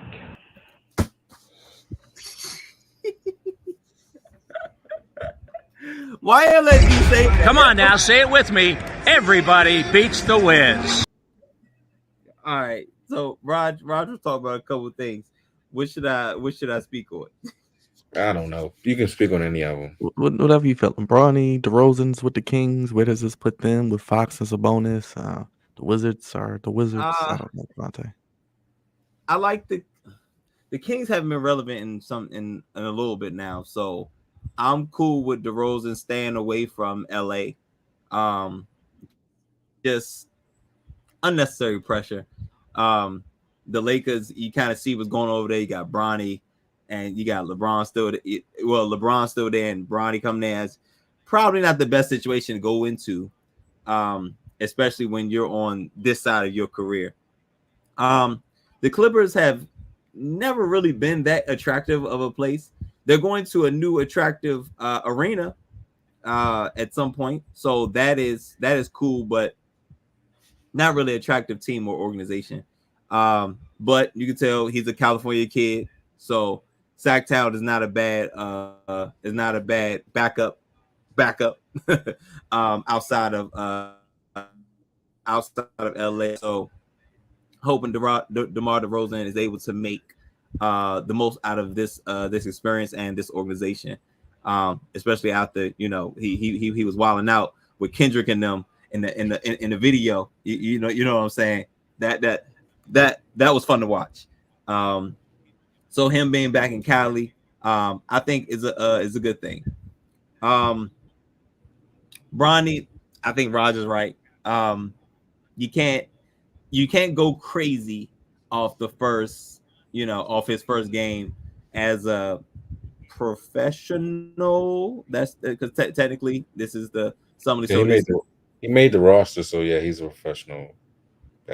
So it's going to be a lot of nerves, and I'm not surprised that he did not play well his first go round.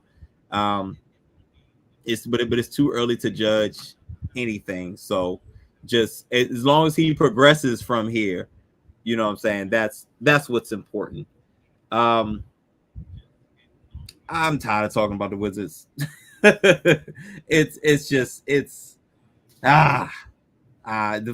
For once, and it's been a while. Did you see what they picked up besides Valanciunas?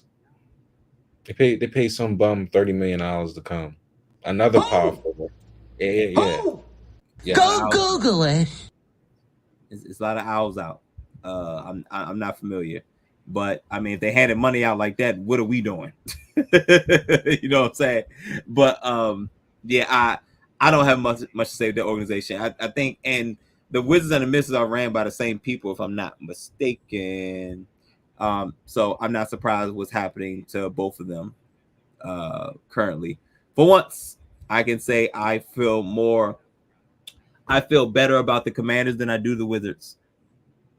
And that's saying a lot because the football team in DC has been down for quite some time, and my gosh, the basketball team has surpassed them in the wrong direction.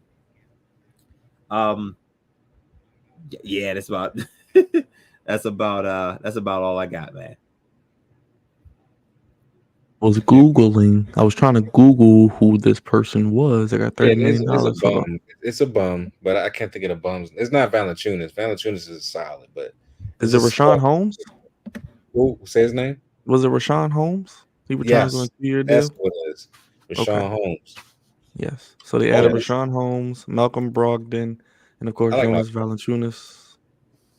But yeah, Rashawn Holmes, like I'm like, are you serious? Like, really? Why? So PG. I think, and I was saying this to one of my guys earlier, one of my staff members. I think PG. I think PG is in his stealing money part of his career. I think that's the part of his career that he's in, because and nothing against him as a player, phenomenal player, all-star, and great player, probably future Hall of Famer, but I don't think he moves the needle. I don't think he moves the needle that much, especially in Philadelphia. I don't think he's gonna move the needle that much. I still think the 76ers are probably gonna be somewhere in that 3 to 4 seed when it comes down time for the playoffs. And I don't think he moves the needle to put them in contention, any more contention than they already were. And giving him over $200 million is kind of a lot. Because again, nothing was done since he left Indiana. It hasn't been great. You know what I'm saying? So I think this is a great way to start his stealing money tour. This part of his career, and start off with 9 figures is a pretty good start. Well, I'm gonna say this, and hopefully I'm wrong. Hopefully I'm wrong when I say this, but I think Paul George is James Harden. I just think he's going to be on the squad. He's going to score a bunch of points, but when the lights get bright and the moment gets bigger and bigger, I think he'll shrink, and everything will be left on Embiid. And then, sadly, Embiid's going to shrink or be hurt yet again. I completely agree. I'm saying, like, at the point, he's not moving the needle, and I think James Harden's not moving nobody's needle either. So I completely agree. Well, let us know. 76ers added also Caleb Martin, Eric Gordon, Andre Drummond, amongst others. As I mentioned, Buddy Hield with the Warriors. So we'll keep our eyes. It seems like most of the big names have pretty much signed, and we will be heading towards the Olympics as the team officially reported to camp last week, and their first exhibition, I believe, is Wednesday night against Canada. So we'll keep you posted as we get ready for the Olympics. Speaking of that, I seen one of our colleagues, one of our former colleagues yesterday. He will be headed to the Olympics in about a week. Our guy Matthews, Corey, big shout out to Corey going out there to Paris. Yeah, he'll be heading out there to Paris to cover the Olympics on Peacock. So I'll definitely be checking out our good brother. Your favorite streaming service? Yes, our favorite streaming service. Yeah. I mean, Corey got a job. Hey, Corey, my man out there doing it, man. He's been doing well since he left us, huh? It's been all up from here, Corey. Yes. It's been all up from here. We trained our good brother to do greater things. Yes. Hey, man, he's out here doing the doggone thing. Yeah, I'm wildly proud of our Morgan State brother. Gravante. A lot of goofiness this past week. Ready to talk about it? Oh man, I don't even know if we got enough time, but yeah, let's do it. It's time for Gravante's Goofies of the Week. Gosh, something wrong here.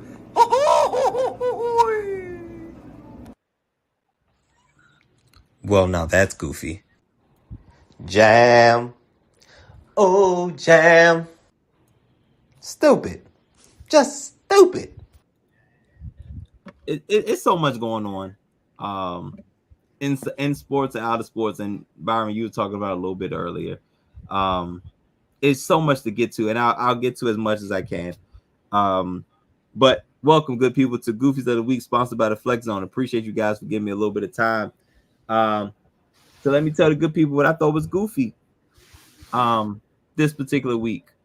Y'all know I between me and my brothers, I get a opportunity to have this segment, and you guys give me tips on things, that wild things going on if I don't know about it myself, and give me an opportunity to talk about it, even if I don't know much about it. And it's various levels of goofiness. We got high, we got low, but for the most part, it's probably always high. And speaking of stories that I don't know too much about, but it's interesting nonetheless. And I have a couple of them, so I'm gonna run through them a little bit, and I might need some assistance with the background of this particular story. I'm not a big fan of wrestling. Everybody else pretty much is, and I'm the lone wolf in that sense. But I do know this wrestler, a very, very famous wrestler, maybe one of the higher fame, wrestlers, and Hulk Hogan. And I remember, I don't know if it was D or Byron, they used to always say when he said brother, he meant the other. He meant the other word. He meant the other word, the word that his ethnicity isn't supposed to say. So so anytime he says brother, that's what I hear because of you guys. And it's funny because that has a lot of racial undertone with it.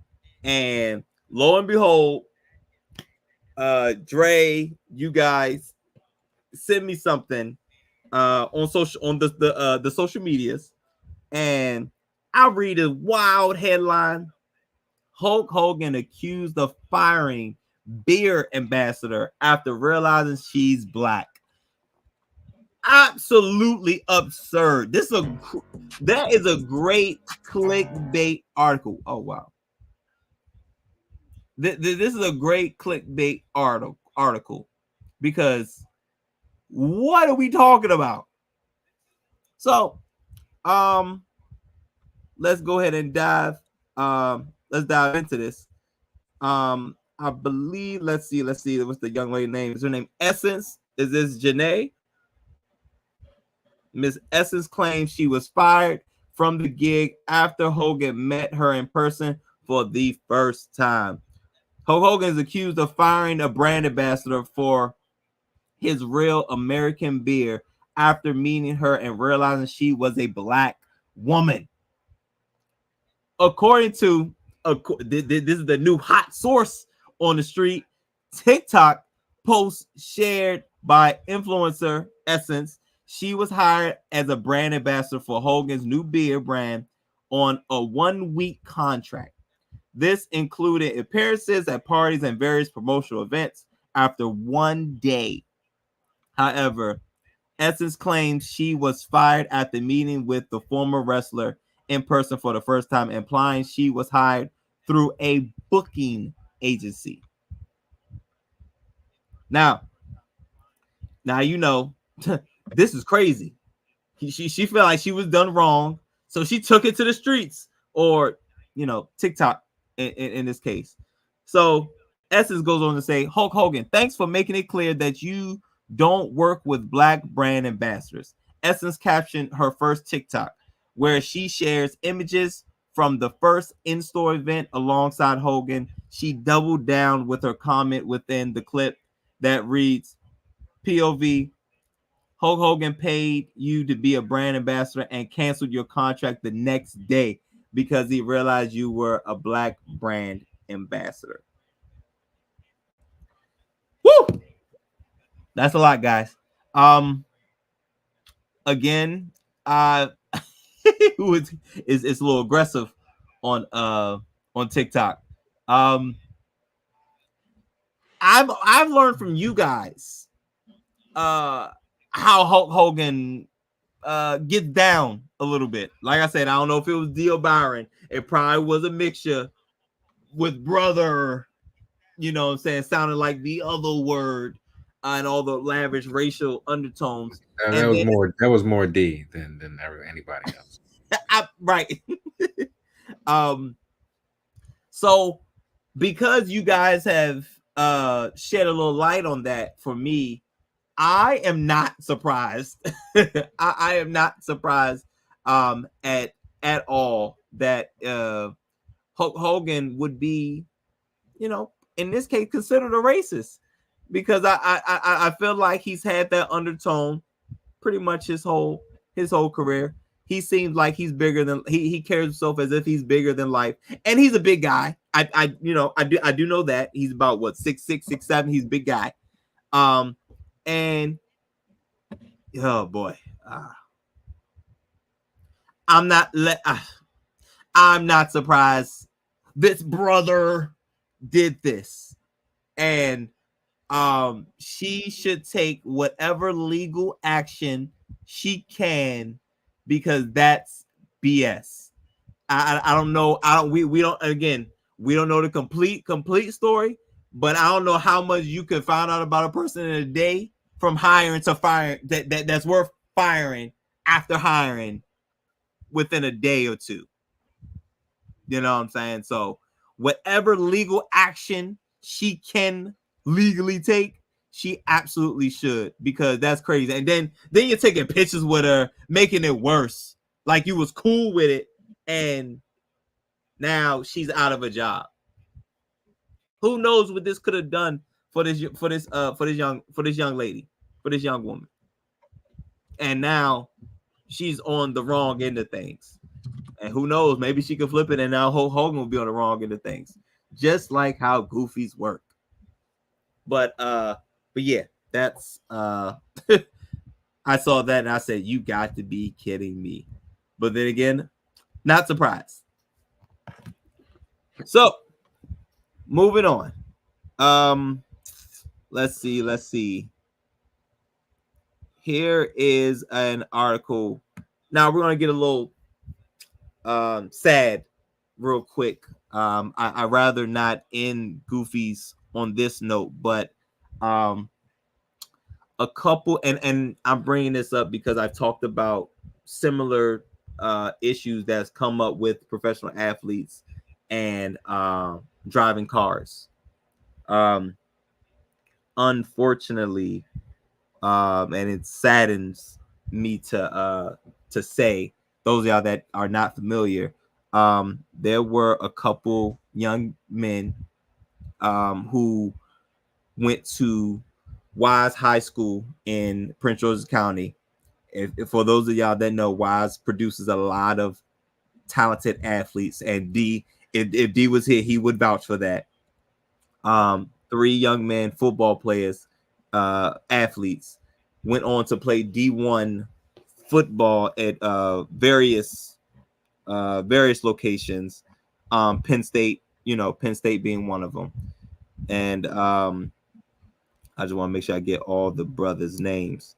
Kyrie Jackson was the guy who comes up the most, but him and 2 other young men were in a fatal car accident, and they all 3 of them lost their lives. 2 of them were dead on the scene, were pronounced dead at the scene, and there was another one, Mr. Anthony Layton, Layton Jr. I believe he was transported to the nearest hospital and he died. I think he died before he got there. It was so we have Mr. Kyrie Jackson, Isaiah Hazel, and Anthony, I believe it's Layton Jr. 24, 23, and 24, their respective ages. And the brother Kyrie Jackson just got drafted by the Minnesota Vikings in the 4th round.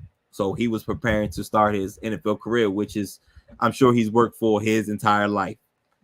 And his life was tragically taken by somebody who was quite careless and negligent. I saw on social media that I don't know if the name of the young lady, of the lady that was driving the vehicle that was drunk and crazy enough survived the accident. Her picture was going around on social media, and which I'm completely okay with, because none of this is okay. 3 families have been affected forever because of a very selfish, careless, and negligent act. Going at a rate of high speeds, of a high speed, unsafe lane changing, hit the young man's car, and they veered off and hit I think quite a few tree stumps, and all 3 of them unfortunately lost their lives. And this is just not like more so, because every now and then, I don't do it too often, but you got to get serious from time to time, even though this is Goofies of the Week and it's typically a laughter and a break from the reality from time to time. But sometimes you can't. I couldn't let this go, because and this isn't the first incident we've had where an athlete was on either side of the situation, and I've talked about it before, because that's a very goofy decision, a very, very goofy decision that was made by this woman, and 3 families, 3 young men lost their lives, and 3 families are affected forever for a very, very selfish, very goofy act. And those of you guys, I can't stress this enough. There's all types of rideshare, Lyft, Uber, and call a friend. There's so many other things you can do besides getting behind the wheel of a car and risking your life and others. And it's never the right thing to do, especially when instances come out like this. Very sad, and my condolences go out to the family of these brothers, because they seem to be right and narrow. You know, the brothers went to a good high school in Prince George's County. They went to great college football programs, and to have their lives cut at such a young age off of something very, very, very goofy is very sad. Very, very sad to report, sad to hear, sad to listen, and all that. And I feel as though the woman that drove that car needs to be dealt with to the highest extent of the law. So yeah, I hate to see it, and brothers from around the way, it literally and figuratively hits close to home. So that's my sad goofy of the week. So now we'll go to a more of an upbeat. Did y'all see Kendrick Lamar's music video? My heavens. First of all, let me tell you how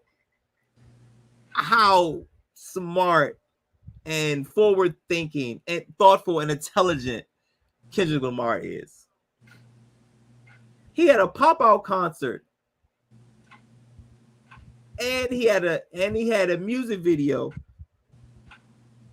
drop on 2 major holidays. One for a black holiday and one for a white holiday, just to make sure he covers all the bases of Drake. It is wild. It is crazy. And it was amazing. It was amazing. It was amazing. I mean, from the imagery from the guests that he's had. We saw DeMar DeRozan out there. He was in the video and he was in a pop-out concert. We saw Russell Westbrook in a pop-out concert, looking like he never played basketball. He looked like he danced more than he ball. You know what I'm saying? LeBron James was in the crowd. Savannah telling him stay right there because you're LeBron James and you got a brand. We're not doing this. And he just wanted to go on stage with his bands, man. Nah, man. LeBron he ride with Drake, so you can't. It's no. Can't do that. But to this video, absolutely amazing. He took so many shots, and I'm still looking at the shots that he took when people are breaking down the video. I mean, from the owl, him beating up the what, you know what I'm saying? Just beating up the owl, locking up the owl at the end, like, because OVO is on lock, like he not doing none of that goofiness. He even showed some new music in the beginning, because I thought I hit the wrong video when it started. I thought this was Not Like Us, that he was dropping some new stuff in the beginning. The storage facility, a lot of imagery, you know what I'm saying, right there. And I think that's where DeMar DeRozan might have popped out. He had all of Compton, all of LA. Everybody popped out, everybody showed up. The fam. I think the brother Riz, Islam, he was out there. You know, he's as pro-black as they come. I was looking for Dr. Umar, but I didn't. I wasn't able. Too far. All right, my man. I apologize. It was a well done, well thought out music video, and I just felt like he did not stop punching Drake. He's down. Drake is down. Who Drake directed was down. He was down at the pop-out concert. And who directed it? Dave. Free. Yeah. That was another subliminal. You know what I'm saying? And that was the first thing they showed when the music video was over. Also, you know, his wife, Miss Whitney, they popped out in the living room dancing, doing all that stuff. That's what I said. The fan was in it. The fan was in it. The kids and everything just like, we cool over here, baby. I don't know why you trying to mess with our household. And it was an absolute amazing work of art. And I think this was arguably the best track beef ever, just because of all that has come with it and the lead up to it. Oh, and that the young lady, she is an influencer, the one that was dancing when they was in the carryout. She's an influencer and she dances for real, and she from out that way and everything. So it was good to see her get some shine with that. So that was absolutely beautiful as well. I think this might have been one of the best, just because of the steps that we've seen and it get to this point. This was probably one of the best track beats and most entertaining for sure, probably ever. Now, you know what I'm saying, we go back to the Tupac, Ice Cube, and all that, and all that. But the way Pac started is he created. Lamar has done so many things that he doesn't normally do to thrash Drake. I seen him wear some wild. He wore many outfits during his music video. One, he was in class at the storage facility. And when he was on the hopscotch talking about A minor, that was crazy. It was a dance that went with this. He don't make the cakewalk or something.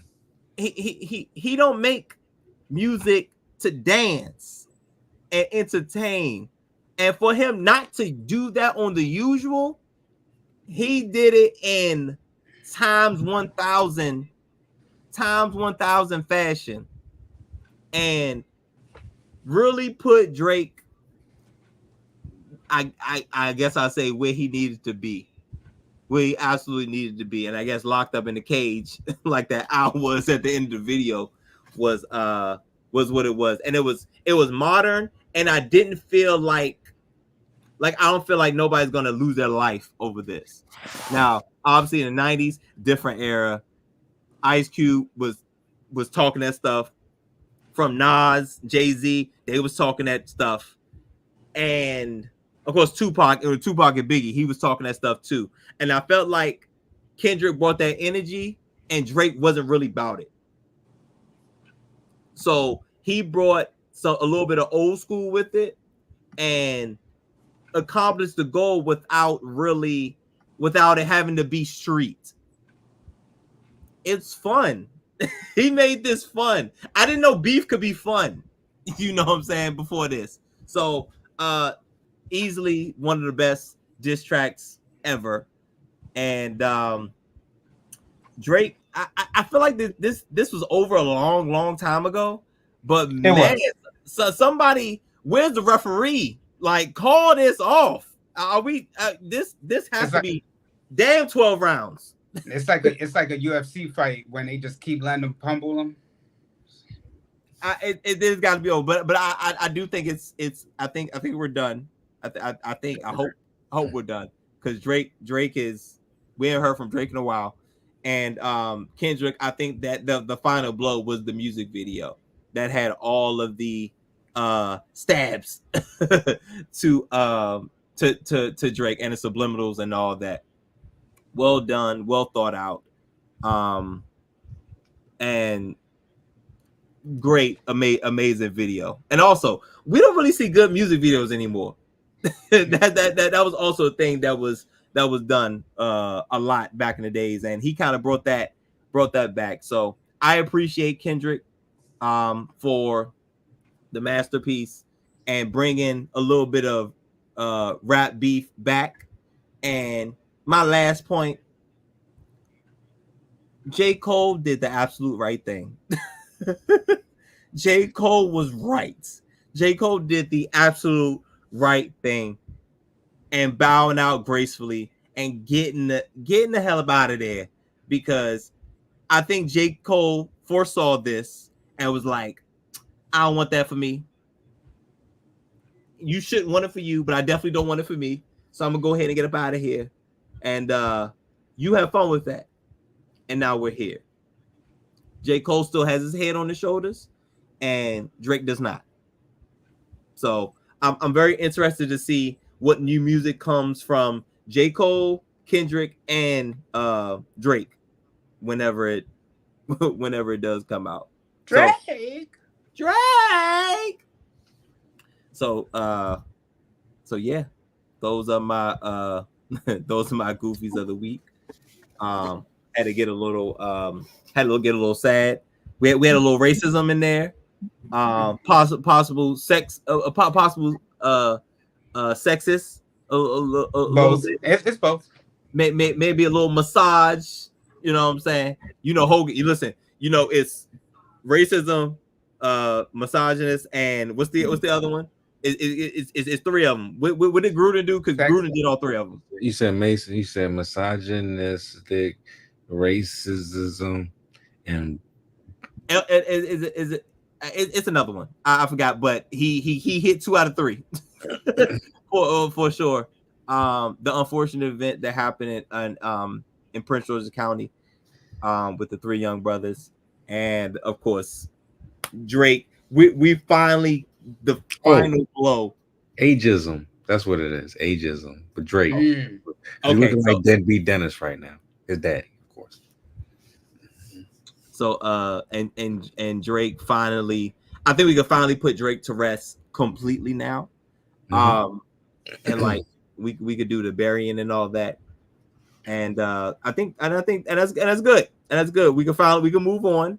Now, not like us is still gonna be popping at all the cookouts and for the rest of the summer. but I think we could finally bury Drake and say this beef is officially, even though it's really been over for a while, is officially over now. And doing it on Juneteenth and Independence Day is crazy. It's crazy, wild, and very strategic of Kendrick and his camp. So y'all know my line. There's a thin line between goofy and great, and all these people, brothers and brother, on the wrong end of it. Got to do better. Of course. Something wrong here.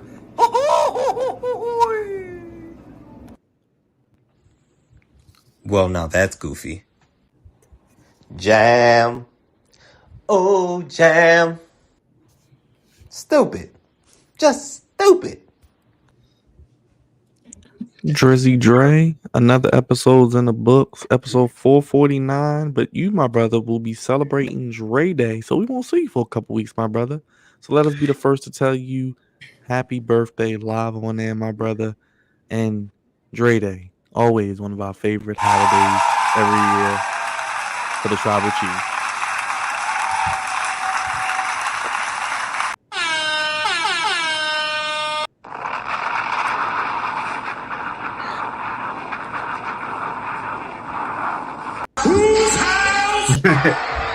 Acknowledge me. So you got a couple weeks off, my brother. Hey man, I'm gonna miss you, brothers, man, for real. Uncle Raj, I'll catch you on Friday for the Orioles Yankees game, man. And this year, I just said, you know what, I'm gonna live my best life, and as y'all have known, you know, I really have. You know, doing a lot, seeing CM Punk and his return in Chicago. You know, seeing Janet, the whole, you know, like y'all said, Maya tossing me the rose, man. And it's been a great year, and I got some more trips to come too, man. But I got my birthday, and then following right behind that is the family reunion. So yeah, I'll be gone for a couple weeks, but we'll be back. The fellas, y'all gonna hold it down, and I'm gonna come back rested, you know, and better. So like I said, I'm gonna miss you guys. I'm gonna miss everybody. I'm gonna miss my brothers. I'm gonna miss everybody viewing our show. But I'll be back. I'll be gone for a couple weeks, and then I'll be back. Just like the Tribal Chief is coming back soon to WWE. Right on time. And when you do return on that episode, we will have the one and only super fan Trippy, another fellow Cancer, I believe, because I believe his birthday is right around the time he's coming on the show, a couple days before. So the good brother Trippy, the super fan, if you know anything about Trippy, you know he's going to bring the energy, much like Rocco did tonight. Once again, big ups to the one and only Rocco DiSangro joining us once again here on the Flex Zone podcast. Man, it was great to have him on. I'm glad he joined us. Big shout out to Rocco again. I wanted to tell him thank you again for joining us, and big shout out to all his friends and Ryan Ripken as well. We're working on him, so hopefully getting him on the show soon as well. So yeah, Dre, we'll be here next couple weeks. We'll be getting ready to rev up for some NFL. Then when you return, we'll start breaking down those previews of the divisions as we head into the season, which is literally, 2 months from Thursday? 2 months from 2 months from Thursday is the September first 5th. I think it's the first game. So 2 months from last Thursday, the Ravens will be in Kansas City for NFL football. And then that weekend, we get going. And then, of course, college football. Don't forget 12-team playoffs. That starts the week before that as well, Labor Day weekend. So a lot of stuff coming up. We're heading into SummerSlam. We're heading into All In. We're heading into Bash at Berlin and All Out and all the good fun stuff in the NFL and college football seasons as well. And, of course, baseball revving up for the second half. Dre will be down the yard along with Raj.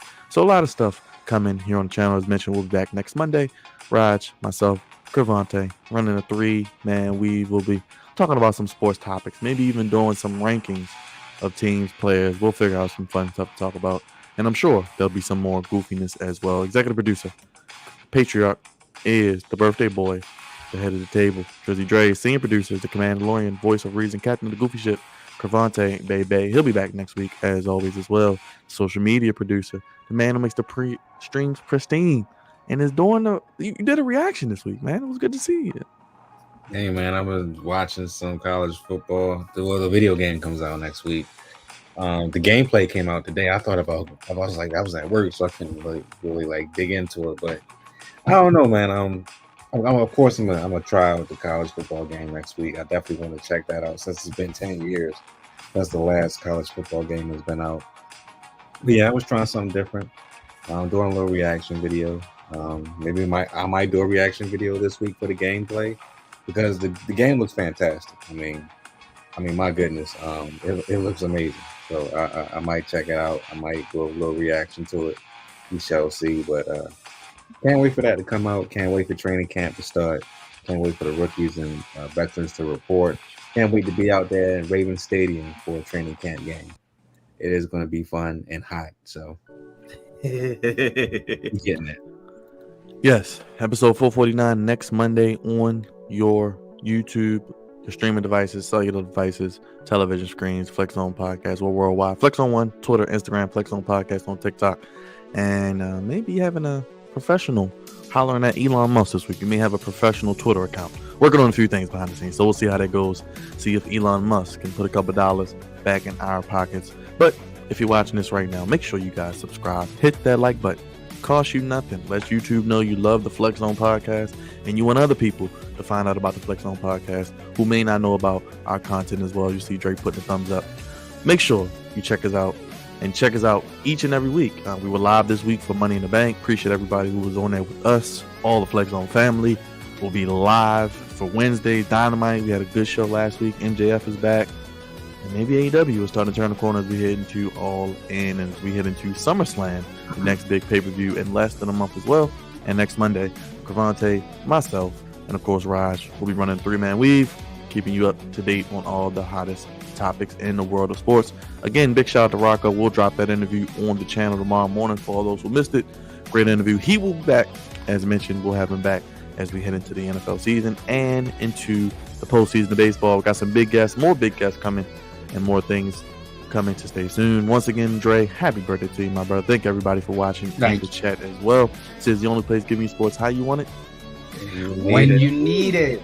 We'll see you guys on Wednesday, if not before then. But hit that bell. Let you know when all the videos drop. Make sure you vote on that poll on the way out. Let us know who is the Rookie of the Year. We'll talk about that, I'm sure, more throughout the season and the WNBA, more NBA, and any other news as well. And we're heading into the All-Star break. May do a first half recap with the O's, so got to get some more Orioles content out there. We'll recap the first half and look ahead to the trade deadline. But it's the Flex Zone Podcast. We out of here, y'all. Time to put the kids to bed. Putting a wrap and bow on episode 448. We'll see you next week for 449 and throughout the week for more content. Have a good night, everybody. Peace. Peace. Acknowledge me.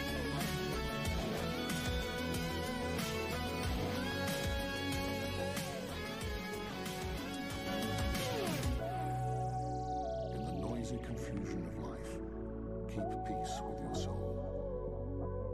With all its sham, drudgery, and broken dreams, it is still a beautiful world.